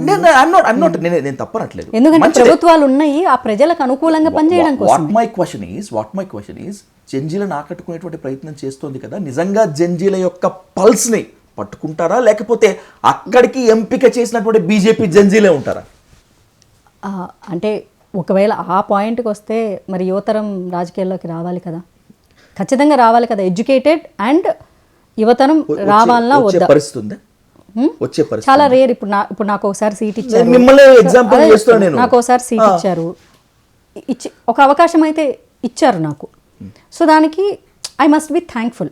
అది నా లైఫ్ అంతా డెడికేట్ చేయడం కాదు. ఇప్పుడు మీరని నేను ఏమంటున్నానంటే ఇప్పుడు మీరని కాదు మాధవలత గారు, ఫస్ట్ పాయింట్ చెప్తా, జంజీల పల్స్ ఖచ్చితంగా పట్టుకోవాలి. కానీ వెరీ అన్ఫార్చునేట్ అంటే మనం కూడా సొసైటీ గురించి కూడా మాట్లాడుకోవాలి. ఈ ఇన్స్టాగ్రామ్ యుగం అయిపోయి ఒక రాంగ్ ఏది దొరికితే అదే బిలీవ్ చేసేటటువంటి సిచ్యువేషన్ ఉంది తప్ప ఒక ఎంక్వైరీ చేసే సిచ్యువేషను, రీసెర్చ్ చేసే సిచ్యువేషను లేకుండా పోయింది. you nailed it, you said the right point, you said the right point. ఆ దాన్ని బీజేపీ పట్టుకోగలదా అంటే నిజంగా చేత కాదనే చెప్తా. ఎందుకంటే బీజేపీ చేసిన పనులు కూడా వాళ్ళకి చెప్పుకోవడం చేత కాదు. Very poor. ఎంతసేపు మోడీ చెప్పాలనే ఆశపడతారు తప్ప మోడీ పిఎం ఎవరు యాక్సెప్ట్ చేసినా చేయకపోయినా is a PM for 140 crore people అంతే. ఆయనే వచ్చి మాట్లాడాలి కాదు, మిగిలిన వాళ్ళందరూ ఏం చేస్తుంది క్యాడర్ అంతా. ఇది చేసినప్పుడు అది చెప్పుకోగలగాలి, ఇదిగో మేము ప్రజలకు ఇది చేశాము. ఎందుకంటే ఇప్పుడు ఒకప్పట్లాగా చల్తా అనేది లేదు, చెప్పాలి. మీరు అన్నారు కదా అర్ధరాత్రి వచ్చి చెప్పాడంటే అవసరమైంది కాబట్టి తీసుకొచ్చారంటున్నారు బయట. అది కూడా కొంతవరకు వాస్తవమే కదా. నేనేమంటున్నా అంటే దర్ ఇస్ అ మెచ్యూరిటీ ఉండాలి మాట్లాడేటప్పుడు. ఆ స్థితికి వచ్చేసాడు అంటే ప్రజల కోసం పనిచేయడానికే నాయకులు ఉన్నారు. ఫస్ట్ థింగ్ అది స్థితి కంటే ఆయన స్థితి ఏం దిగజారలేదు. నా పర్స్పెక్టివ్ లో నా విజన్ లో మెచ్యూరిటీ అంటే ఏంటంటే, మెచ్యూరిటీ నేను చెప్తాను ఆ వర్డ్ ఆ స్థితికి తీసుకొచ్చారంటే ఏదో నీచమైన స్థితికి నో, జంజీలతో మాట్లాడేటటువంటి ఒక అవకాశాన్ని గుడ్ జంజీ క్రియేట్ చేశారు. లేని పరిస్థితి అంటున్నాను మాధవి గారు నేను. దట్ ఈస్ యాక్చువల్లీ నేనేమంటున్నానంటే అది ఎప్పుడో చెయ్యాల్సింది. ఎందుకంటే ఇన్స్టాగ్రామ్ యుగంలో ఉన్నప్పుడు అదే ఇంకా బీజేపీ ఇంకా ఓల్డ్ మెథడ్స్ ఫాలో అవుతుందని నేనే చెప్తాను. 23 మంది చనిపోతే అప్పుడు కదా స్పందించాల్సింది, ఇంత స్ట్రింజెంట్ యాక్షన్ అప్పుడు కదా తీసుకోవాల్సింది. ఇప్పుడు 23 మంది అని దర్ ఇస్ నో లెక్క. మరి అంటే మన ఇప్పుడు దేశం కాదు నేనేమంటున్నా అంటే దేశం మొత్తం మీద మనం దాన్ని ఎగ్జాక్ట్గా ఎలా లెక్క 23 లేకపోతే 25 అదే నేను చెప్పేది. ఎగ్జాక్ట్గా మనం చెప్పలేము. ఇలా చనిపోవడాన్ని చూసుకుంటే 10th క్లాస్ మొదలు పెట్టుకొని ఫెయిల్ అయితే కూడా చాలా మంది చనిపోతున్నారు. ఇలా మనం చెప్పుకుంటూ పోతే ఒక రైతులేంటి లేకపోతే ఇంకొకటి ఏంటి ఈ ఏవో ఆన్లైన్ గేమింగ్స్ ఆడి లేకపోతే ఈ ఫ్రాడ్లో ఇరుక్కొని 100 మంది చనిపోతున్నారు భారతదేశంలో ప్రతి నిత్యము కూడా. ఇలా మనం బాధపడుకుంటూ పోతే ప్రతిదీ పోవాలి. ఈ జంజీని ఎప్పుడో అందుకోవాల్సిందే అని చెప్తున్నా నేను. ఈ ప్రభుత్వం ఎప్పుడో అందుకొని వాళ్ళకి అందుబాటులో మాట్లాడగలగాలి. బట్ మొన్న కూడా ఆయన చెప్పినట్టు మేము వాళ్ళు నామదారులు మేము కామదారులం అంటే ఇట్ వోంట్ వర్క్ అవుట్ అని నేనే చెప్తాను. చేసిన పని చెప్పాలి ప్రజలకి. ఆ చెప్పగలగడం చాలా ఇంపార్టెంట్. అట్లీస్ట్ ఇప్పటికైనా ఇప్పుడు దర్ ఇస్ అ థింగ్ అండి, good Gen Z always talk about their problems, they question as well as they ask what they want. But అందరు జంజీ గుడ్ అని మనం చెప్పడానికి లేదు. Crap is there, most of the people crap. వాళ్ళకి ఏంటంటే joy కావాలి, enjoyment కావాలి. అసలు why should we work long time అని కూడా అడుగుతున్నారు. మేము ఎందుకు వర్క్ చేయాలి, మీలాగా 24/7 మేము ఎందుకు వర్క్ చేయాలి, ఎందుకు నెల రోజులు పని చేయాలి, ఎందుకు మేము రోజుకి 8 గంటలు పని చేయాలి అని కూడా అడుగుతున్నారు. So people expecting more benefits with less work. ఆ స్థాయికి వెళ్ళిపోయింది. వీటన్నింటినీ ఇంత పెద్ద మన డెమోక్రాటిక్ కంట్రీ అంటే మన దేశం ఒక్కటే 144 కోట్ల ప్రజల్ని పెట్టుకొని ప్రజాస్వామ్యం నడిపేది, ఇంకే దేశం లేదు. చైనాలో ఎప్పుడైతే జనాభా పెరిగిపోయిందో వాళ్ళు తీసేశారు అన్ని రూల్స్ తీసేసి. That's a dictatorship. ఇంకా చెప్పాలి అంటే కిమ్ అంకుల్ తర్వాత జింగ్పింగ్ అంకులే ఉంటాడు నా పాయింట్ ఆఫ్ వ్యూలో. బికాస్ మనుషులకి స్వేచ్ఛ ఎక్కువైపోతే కూడా క్రిమినల్ థాట్స్ ఎక్కువ వస్తాయి. మనం మాట్లాడుకోవాలంటే చాలా ఉంటాయి. అంటే ప్రతిదానికి ఈజీగా అట్రాక్ట్ అయిపోతారు, ఊరికే డిస్ట్రాయ్ అయిపోతారు. సో వీఆర్ మిలేనియల్స్, మనకు కొంచెం థాట్ ప్రాసెస్ ఉంటుంది. జంజీ వాళ్ళకి లేదు. దాన్ని ప్రభుత్వం ఇంకా అందుకోవాలని నేను చెప్తాను. ఎందుకంటే దాదాపు 33-35 కోట్ల మంది రేపు 29కి ఓటింగ్ హక్కు వస్తుంది. వాళ్ళని రీచ్ అవ్వగలగాలి, ఇంకా ఎక్కువ రీచ్ అయ్యి మీకోసం ఇది చేస్తున్నా అని చెప్పాలని నేనే చెప్తున్నాను. అది అర్ధరాత్రి కాదు, ఏ టైం అయినా చెప్పాలంటున్నా. రైట్. తనని బూతులు తిట్టి తన తల్లిని అవమానించినటువంటి యువతీ యువకులను క్షమించేటువంటి పెద్ద గొప్ప మనసున్నటువంటి ప్రధాని మోదీకి అన్ని రోజులు కష్టపడ్డటువంటి విద్యార్థులకి, వాళ్ళని చాలా దుర్మార్గంగా ప్రవర్తించినటువంటి పోలీసుల తీరుకి, and by the same way దాదాపు 25 మంది చనిపోయారు కదా నీట్ పేపర్ లీకేజ్ వల్ల విద్యార్థులు, వీళ్ళందరి గురించి క్షమాపణ అడిగేటువంటి మెచ్యూరిటీ ఉండాలి కదా. ఇప్పుడు మేజర్ క్వశ్చన్ అదే. ఇప్పుడు వాళ్ళకి న్యాయం చేస్తాననే కదా చెప్పింది. అంటే స్పందించాల్సినటువంటి టైంలో స్పందించలేదు కదా, సకాలంలో స్పందించలేదు కదా. Observe if I be the PM, నేను అట్లాంటి వాళ్ళ మీద చాలా ఇంకా కఠినమైన చర్యలు తీసుకుంటా అని చెప్తాను. అంటే కొంచెం మనం హైపోథెటికల్ గా మాట్లాడుకుంటే చాలా పేపర్ లీకేజ్ వాళ్ళ మీద, లేకపోతే పేపర్ లీకేజ్ వాళ్ళ మీద డెఫినెట్ గా తీసుకుంటాను, అన్అప్డేట్లీ తీసుకుంటాను. వాళ్ళ మొహాలు ప్రజలందరికీ చూపించాలని ఖచ్చితంగా చెప్తాను. అండ్ పోలీసుల్ని, ఆర్మీ అన్నది ఫర్ నో రీజన్ వాళ్ళు కనుక లాఠీ చార్జ్ చేస్తే ఖచ్చితంగా వాళ్ళదే తప్పండి. ఇప్పుడు తెలంగాణలో చేశారు, ఫర్ నో రీజన్ చేశారు, పాపం వాళ్ళు డీసెంట్గా కూర్చొని ప్రొటెస్ట్ చేస్తూ ఉంటే అది తప్పు. కానీ ఢిల్లీలో జరిగింది, ఒక గేట్ దాటి రెండో గేట్ దాటి ఆ గేట్లు మొత్తం తోసి వాళ్ళు నాశనం చేసి, ప్రొవోక్ చేసి, తిడుతూ కొంతమంది ఆడపిల్లలతో మిస్బిహేవ్ చేసినటువంటి పోలీసుల విజువల్స్ మీరు చూడలేదా? అది లాఠీలతో తోసారు, దాన్ని జూమ్ చేసి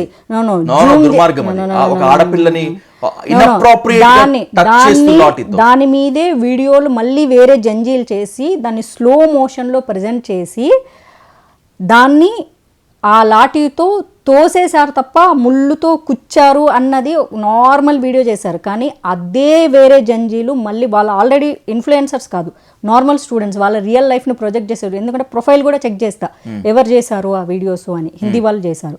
వాళ్ళ ప్రొఫైల్ ఓపెన్ చేస్తే వాళ్ళ రియల్ లైఫ్ స్టైల్ని ప్రజెంట్ చేసుకుంటూ ఉన్నారే తప్ప వాళ్ళ దేశం గురించి ఎప్పుడు పెద్ద మాట్లాడింది ఏం లేదు మ్యూజిక్, కాఫీ షాప్స్ ఇవన్నీ పెట్టుకుంటూ ఉన్నారు. చాలా స్లో మోషన్తో చేసి వాళ్ళు పుష్ చేశారు లాఠీతో. సో అది బ్యాక్ పుష్ చేశారు, ఇప్పుడు పర్టికులర్గా చూసి పుష్ చేశారు అని దాన్ని ప్రొజెక్ట్ చేయడం అన్నది దట్స్ ఏ రాంగ్ అంటున్నాను. అండ్ ఫస్ట్ ఆఫ్ ఆల్ వాళ్ళని ప్రొవోక్ చేసి, వాళ్ళని తిట్టి, ఆర్మీ ఆఫీషియల్స్, పోలీస్ వాళ్ళు ఉన్నదే సెక్యూరిటీ కోసం. రేపు పొద్దున మళ్ళీ సమాజంలో వీళ్ళ కష్టం వస్తే అదే పోలీస్ స్టేషన్కి వెళ్తారు, వెళ్ళకుండా ఆగగలరా? రేపొద్దున నిజంగా వాళ్ళ మీద ఇంకేమన్నా జరుగుతుంది, ఇంకొక దానికి ప్రొటెస్ట్కి వెళ్ళినప్పుడు ఇంకెవరో వచ్చి మిస్బిహేవ్ చేయాలి అనుకుంటారు. మరి మీ జర్నలిస్టుల మీద ఎలా బిహేవ్ చేశారు ఒక ఫీమేల్తో? గోధి మీడియా అని వాళ్ళతో మిస్బిహేవ్ చేయలేవు, అడ్డుకున్నారు. అంటే ఆ అమ్మాయి చేతులు పట్టుకొని, మెడ పట్టుకొని, ఆ అమ్మాయి నడుము పట్టుకొని, ఆ అమ్మాయిని రౌండ్ తిప్పి, what is the meaning of గోధి media? ఒకళ్ళ ఒళ్ళో కూర్చొని మాట్లాడడం, మరి కాంగ్రెస్ ఒళ్ళో కూర్చొని మాట్లాడడం కూడా గోధి మీడియానే అవుతుంది. మీరు ఆ ఇన్సిడెంట్ మాత్రం తప్పుగా అర్థం చేసుకున్నారు. ఆమె మెడ చుట్టూ, ఆ ఉమెన్ జర్నలిస్ట్ మెడ చుట్టూ చెయ్యి వేసి పక్కకి లాక్కొని పోయింది తన కొలీగ్, మిగతా వాళ్ళు కాదు, తన కొలీగ్. ఆమెని కాపాడేందుకు ఇక్కడ ఉంటే హీటెడ్ ఆర్గ్యుమెంట్ అవుతుంది అని చెప్పి చెప్తుంటే తను వినట్లేదు, ఇలా కాదు అని చెప్పి. ఓకే, అంటే మీకు నచ్చేలాగా మాట్లాడితే వాళ్ళు అంటే మీడియా శుద్ధపూస కాదు. ఇండియాలో అదే మీకు సంబంధించిన జర్నలిస్టుల మీద ఏదన్నా జరిగితే మాత్రము మీరు మా జర్నలిస్టులు, లేకపోతే గోధి మీడియా. What గోధి media? మళ్ళీ ఆల్ దీస్ ఇప్పటి వరకు కూడా, ఇప్పుడు మేము అంధభక్తులం, 12 సంవత్సరాల నుంచి మేము అంధభక్తులము. 75 సంవత్సరాలుగా కాంగ్రెస్ అనుకోని సంఖలో పెట్టుకున్న వాళ్ళు వాళ్ళ అంధభక్తులు కాదా? 12 ఏళ్ళుగా మేము అంధభక్తులు అయితే లిజన్, 12 సంవత్సరాలుగా గోధి మీడియా అయితే 75 సంవత్సరాలుగా కాంగ్రెస్ ను మోస్తున్న వాళ్ళు కూడా గోధి మీడియా. గోధి అంటే ఓడి కదా, మరి అది కూడా గోధి మీడియానే కదా. నేను మోదీ మీడియా, గోధి మీడియా అని చెప్పి నేను అనలేదు, అక్కడ ఉన్నటువంటి సర్కార్లు అంటున్నారు. నేను కూడా అడిగిందని చెప్తున్నా, వాళ్ళే గోధి మీడియా. ఒక అమ్మాయి వెళ్ళింది, ఒక అమ్మాయి స్టూడెంట్, నేను చెప్తా ఆ వీడియోలు, నేను చాలా వీడియోలు చూసాను, 200 వీడియోలు. ఆ అమ్మాయి షీఈ్ నార్మల్, అమ్మాయి రిపోర్టర్ కాదు, ఏది కాదు, ఇన్ఫ్లుయెన్సర్ కాదు, బట్ తనకి ఇష్టం సొసైటీలో ఇష్యూస్ చేస్తుంటుంది. Because I checked all her profile. ఆ అమ్మాయి వెళ్ళి అడుగుతుంటే వాళ్ళు ఇన్అప్రోప్రియేట్ ఆన్సర్లు చెప్తున్నారనమాట. దిగిపోవాలి, అది దిగిపోవాలి, దిస్ అని మాట్లాడుతూ ఉంటే, ఓకే ఫైన్, ఇన్ని మాట్లాడుతున్నారు కదా, సో రిజర్వేషన్ హటావో కూడా మరి మీరు మాట్లాడొచ్చు కదా అని. వెంటనే ఆ అమ్మాయి, your Godi media, get out, I don't want to answer you అని. ఆ అమ్మాయి ఎక్స్ప్లెయిన్ చేస్తుంది, I am not from any media, నేను ఓన్లీ ఇన్స్టాగ్రామ్ ఛానల్, నాకు యూట్యూబ్ కూడా లేదు. అక్కడ ఆల్రెడీ నీట్ పేపర్ లీకేజ్ కి సంబంధించిన ఇష్యూ నడుస్తున్నప్పుడు ఈ అమ్మాయి ఇర్రెలెవెంట్ టాపిక్ మాట్లాడుతుంది. అదే చెప్తున్నాను కదా, she is not talking about NEET, she was talking some ఏంటి, షీ వాస్ టెల్లింగ్ దట్ ఈ భారతదేశంలో దళితులు సేఫ్ గా ఉన్నది కేవలం ముస్లిమ్స్ ఉండడం వల్లే. Irrelevant topic. నేను కూడా అంట, ఈ భారతదేశంలో దళితులు సేఫ్గా ఉన్నది ముస్లిమ్స్ ఉండడం వల్లనే. ఎందుకంటే ఈ భారతదేశం మొత్తం ముస్లిం అయిపోతే దళితుని బాధపడాల్సిన అవసరం ఎవరికి ఉండదు, ఎందుకంటే వాళ్ళు ఆల్రెడీ ముస్లిం అయిపోయింటారు. ఇది ఆల్రెడీ ఇర్రెలెవెంట్ స్టేట్మెంట్. భారతదేశంలో దళితులు సెక్యూర్డ్ గా ఉండడానికి కారణం ముస్లిమ్స్ ఎందుకు అవుతారు? వాళ్ళకి ఇమ్మెచ్యూర్ స్టేట్మెంట్ అది. అదే మరి అదొక ఇమ్మెచ్యూర్ స్టేట్మెంట్. నాకు కూడా చెప్పాలనిపించింది, నిజమే, ఈ భారతదేశంలో ముస్లిమ్స్ ఉండడం వల్ల దళితులు సేఫ్. ఇదే భారతదేశం ముస్లిం కంట్రీ అయితే మీకు దళితని ఫీల్ అవ్వాల్సిన అక్కడ ఉండరు, బికాజ్ ఆల్రెడీ మీరు ముస్లిం అయిపోయి ఉంటారు. ఎందుకు మీకు అంత ఆప్షన్ లేదు. ఎందుకు ముస్లింలు తెగలేవా, వర్గాలు లేవా? ఉన్నాయి కదా, షియాలు సున్నీలు ప్రధానంగా చెప్పుకునేవి. నేను ఏమంటాను అంటే మీరు సమస్యల గురించి పోరాడండి, ప్రశ్నించండి. నేను బీజేపీ అంటే నాకు ఇష్టమైంది ఐడియాలజీ, అందులో ఉండే ప్రతి ఒక్క మనిషిని నేను ఇష్టపడతానని కదా. ఐఎమ్ డిఫరెంట్, నేను ఎప్పుడు చెప్తా ఐఎమ్ డిఫరెంట్ బీజేపీ. బట్ నేను మోడీని చూసి చాలా ఇన్స్పైర్ అయ్యా. ఓకే, ఇప్పుడు నా ఎక్స్పీరియన్స్తో పోలిస్తే ఆయన చూసిన భారతదేశం చాలా క్లిష్టమైంది, ఆయన గడిపిన చైల్డ్హుడ్ చాలా క్లిష్టమైంది. భారతదేశాన్ని నిజంగా ఆయన ఏమీ చేయలేదా అంటే అది చాలా రాక్షసత్వం అవుతుంది. భారతదేశం కోసం కష్టపడుతున్నాడు. బట్ ఇంతమంది చెడ్డ మనుషుల మధ్యలో సిస్టంలో ఉన్న లోపాలతో మూవ్ ఫార్వర్డ్ అవ్వడం అన్నది మీకైనా నాకైనా రేపు పొద్దున ఇంకొకళ్ళు న్యూ వచ్చినా సరే ఇట్స్ వెరీ డిఫికల్ట్. బట్ అట్లాంటి డిఫికల్ట్ లార్జెస్ట్ డెమోక్రటిక్ కంట్రీ ఇంతమంది ప్రజల్ని డీల్ చేయడంలో చాలా వరకు ఆయన ముందుకెళ్ళారు. అందుకని నాకు ఆయన చాలా ఇన్స్పిరేషన్. ఇట్ డజన్ సెన్స్ అక్కడ ఉన్న పార్లమెంట్లో ఉన్న ప్రతి ఒక్క ఎంపీకి నేను ఫ్యాన్, ఇక్కడ ఉండే ప్రతి ఎమ్మెల్యేకి నేను fan. No way. If he does a mistake is a mistake, అంతే. నేను మిగతా వాళ్ళందరినీ కాకుండా మీతో నేను డిబేట్ పెట్టుకోవడానికి, మీతో ఇంటర్వ్యూ పెట్టుకోవడానికి గల కారణం కూడా అదే. బీజేపీలో ఉన్నటువంటి లోపాలని పూర్తిగా కాకపోయినా కొంతవరకు మీరు చాలా అవుట్ స్పోకెన్ గా మాట్లాడతారు, డెఫినెట్ గా మాట్లాడాలి. నమ్ముతాను కాబట్టి. ఇప్పుడు అన్ని పొలిటికల్ పార్టీలే అండి, కాకపోతే who is building for nation అనే పార్టీ ఐడియాలజీ తీసుకోవాల్సి వచ్చినప్పుడు I have a right to choose my own party. అలాంటప్పుడు నువ్వు పాలిటిక్స్ గురించి మాట్లాడకూడదు, నువ్వెందుకు మాట్లాడతావు, నీకేం తెలుసా అంటే దెన్ రిమూవ్ మై ఓటర్. నేను నా హక్కు ఉంటుంది, ఓటర్ తీసేసేయండి, నా దగ్గర ట్యాక్సులు కూడా తీసుకోవద్దు మీరు, దెన్ నేను మాట్లాడను, కథం కదా. సో బీయింగ్ ఏ సిటిజన్ నాకు ఒక ఓటు హక్కు ఉన్నప్పుడు ప్రతి మనిషికి మాట్లాడే హక్కు ఉంది. మనం తినే తిండి, మనం నడిచే రోడ్డు, మనం తిరిగే ప్రయాణం అన్నీ రాజకీయాల మీద ఆధారపడి ఉంటాయి. Then why politics exclude? And ఫైనల్గా ఇంకో వర్డ్ చెప్పి నేనే కన్క్లూడ్ చేస్తా. ఫెమినిజం అంటారు. My dress my wish, my body my wish, I talk whatever I like. But feminism అంటే ఏంటి? ఈక్వల్ ఆపర్చునిటీస్ కదా, అంతే. ఉమెన్ అన్ని రంగాల్లో పార్టిసిపేట్ చేయాలి. But many women beauty, clothing and అంతే, ఈ రెండిటిల్లోనే డెవలప్ అవుతున్నారు తప్ప పొలిటికల్గా ఎంతమంది ఉన్నారు, ఎంత రేషియో ఉన్నారు? Oh politics is politics is not my cup of coffee. Why not? You should be part of the society కదా. నువ్వు ప్రాబ్లం రైజ్ చేయకపోతే నీ ప్రాబ్లం ఎవడు ఒక మగోడు వచ్చి సాల్వ్ చేస్తాడని నువ్వు ఎట్లా అనుకుంటావు? ఎగ్జాక్ట్లీ, సింపుల్ లాజిక్ అది. రైట్. కొన్ని టాపిక్స్ అబ్రప్ట్గా ఎండ్ చేశాను, కానీ మాధవి గారు రాబోయేటువంటి రోజుల్లో అంటే వెరీ నియర్ ఫ్యూచర్లోనే మళ్ళీ మీతో కూర్చోవాల్సింది, డిస్కస్ చేయాల్సినవి చాలా ఉన్నాయి. ఈసారి అన్ని టాపిక్స్ కలిపి కాదు, 1 by 1గా లెట్స్ హ్యావ్ అన్ ఎన్కౌంటర్. అప్పుడు నేను కొంచెం ప్రిపేర్ అవుతాను, బికాజ్ ఈ రోజు నేను మిమ్మల్ని సడన్ గా తీసుకొచ్చి మై ర్యాండమ్ కాదు, కానీ నాకున్న ఈ నేషన్ మీద, పాలిటిక్స్ మీద నాకున్న ఒపీనియన్స్. బట్ ఒక్కొక్క సబ్జెక్ట్ మాట్లాడాలంటే every person is a student అండి, నేర్చుకోవాలి. ఒక సబ్జెక్ట్ మాట్లాడేటప్పుడు చదవాలి, దాని గురించి బాగా చదివి సబ్జెక్ట్ ప్రిపేర్ అయ్యి మాట్లాడాలి. షూర్, డెఫినెట్గా, నో ప్రాబ్లమ్స్. ఈసారి ఇలా పొద్దున కాల్ చేసి నేను సాయంత్రానికి వచ్చేస్తాను అని చెప్పను. మస్ట్గా ఈసారి మాత్రం మీకు మనం ఇది ఇంటర్వ్యూ దీన్ని చేద్దామని చెప్పి let's have a tug of war. Anyway, thank you so much. Thank you much more. Thank you so much. Thank you.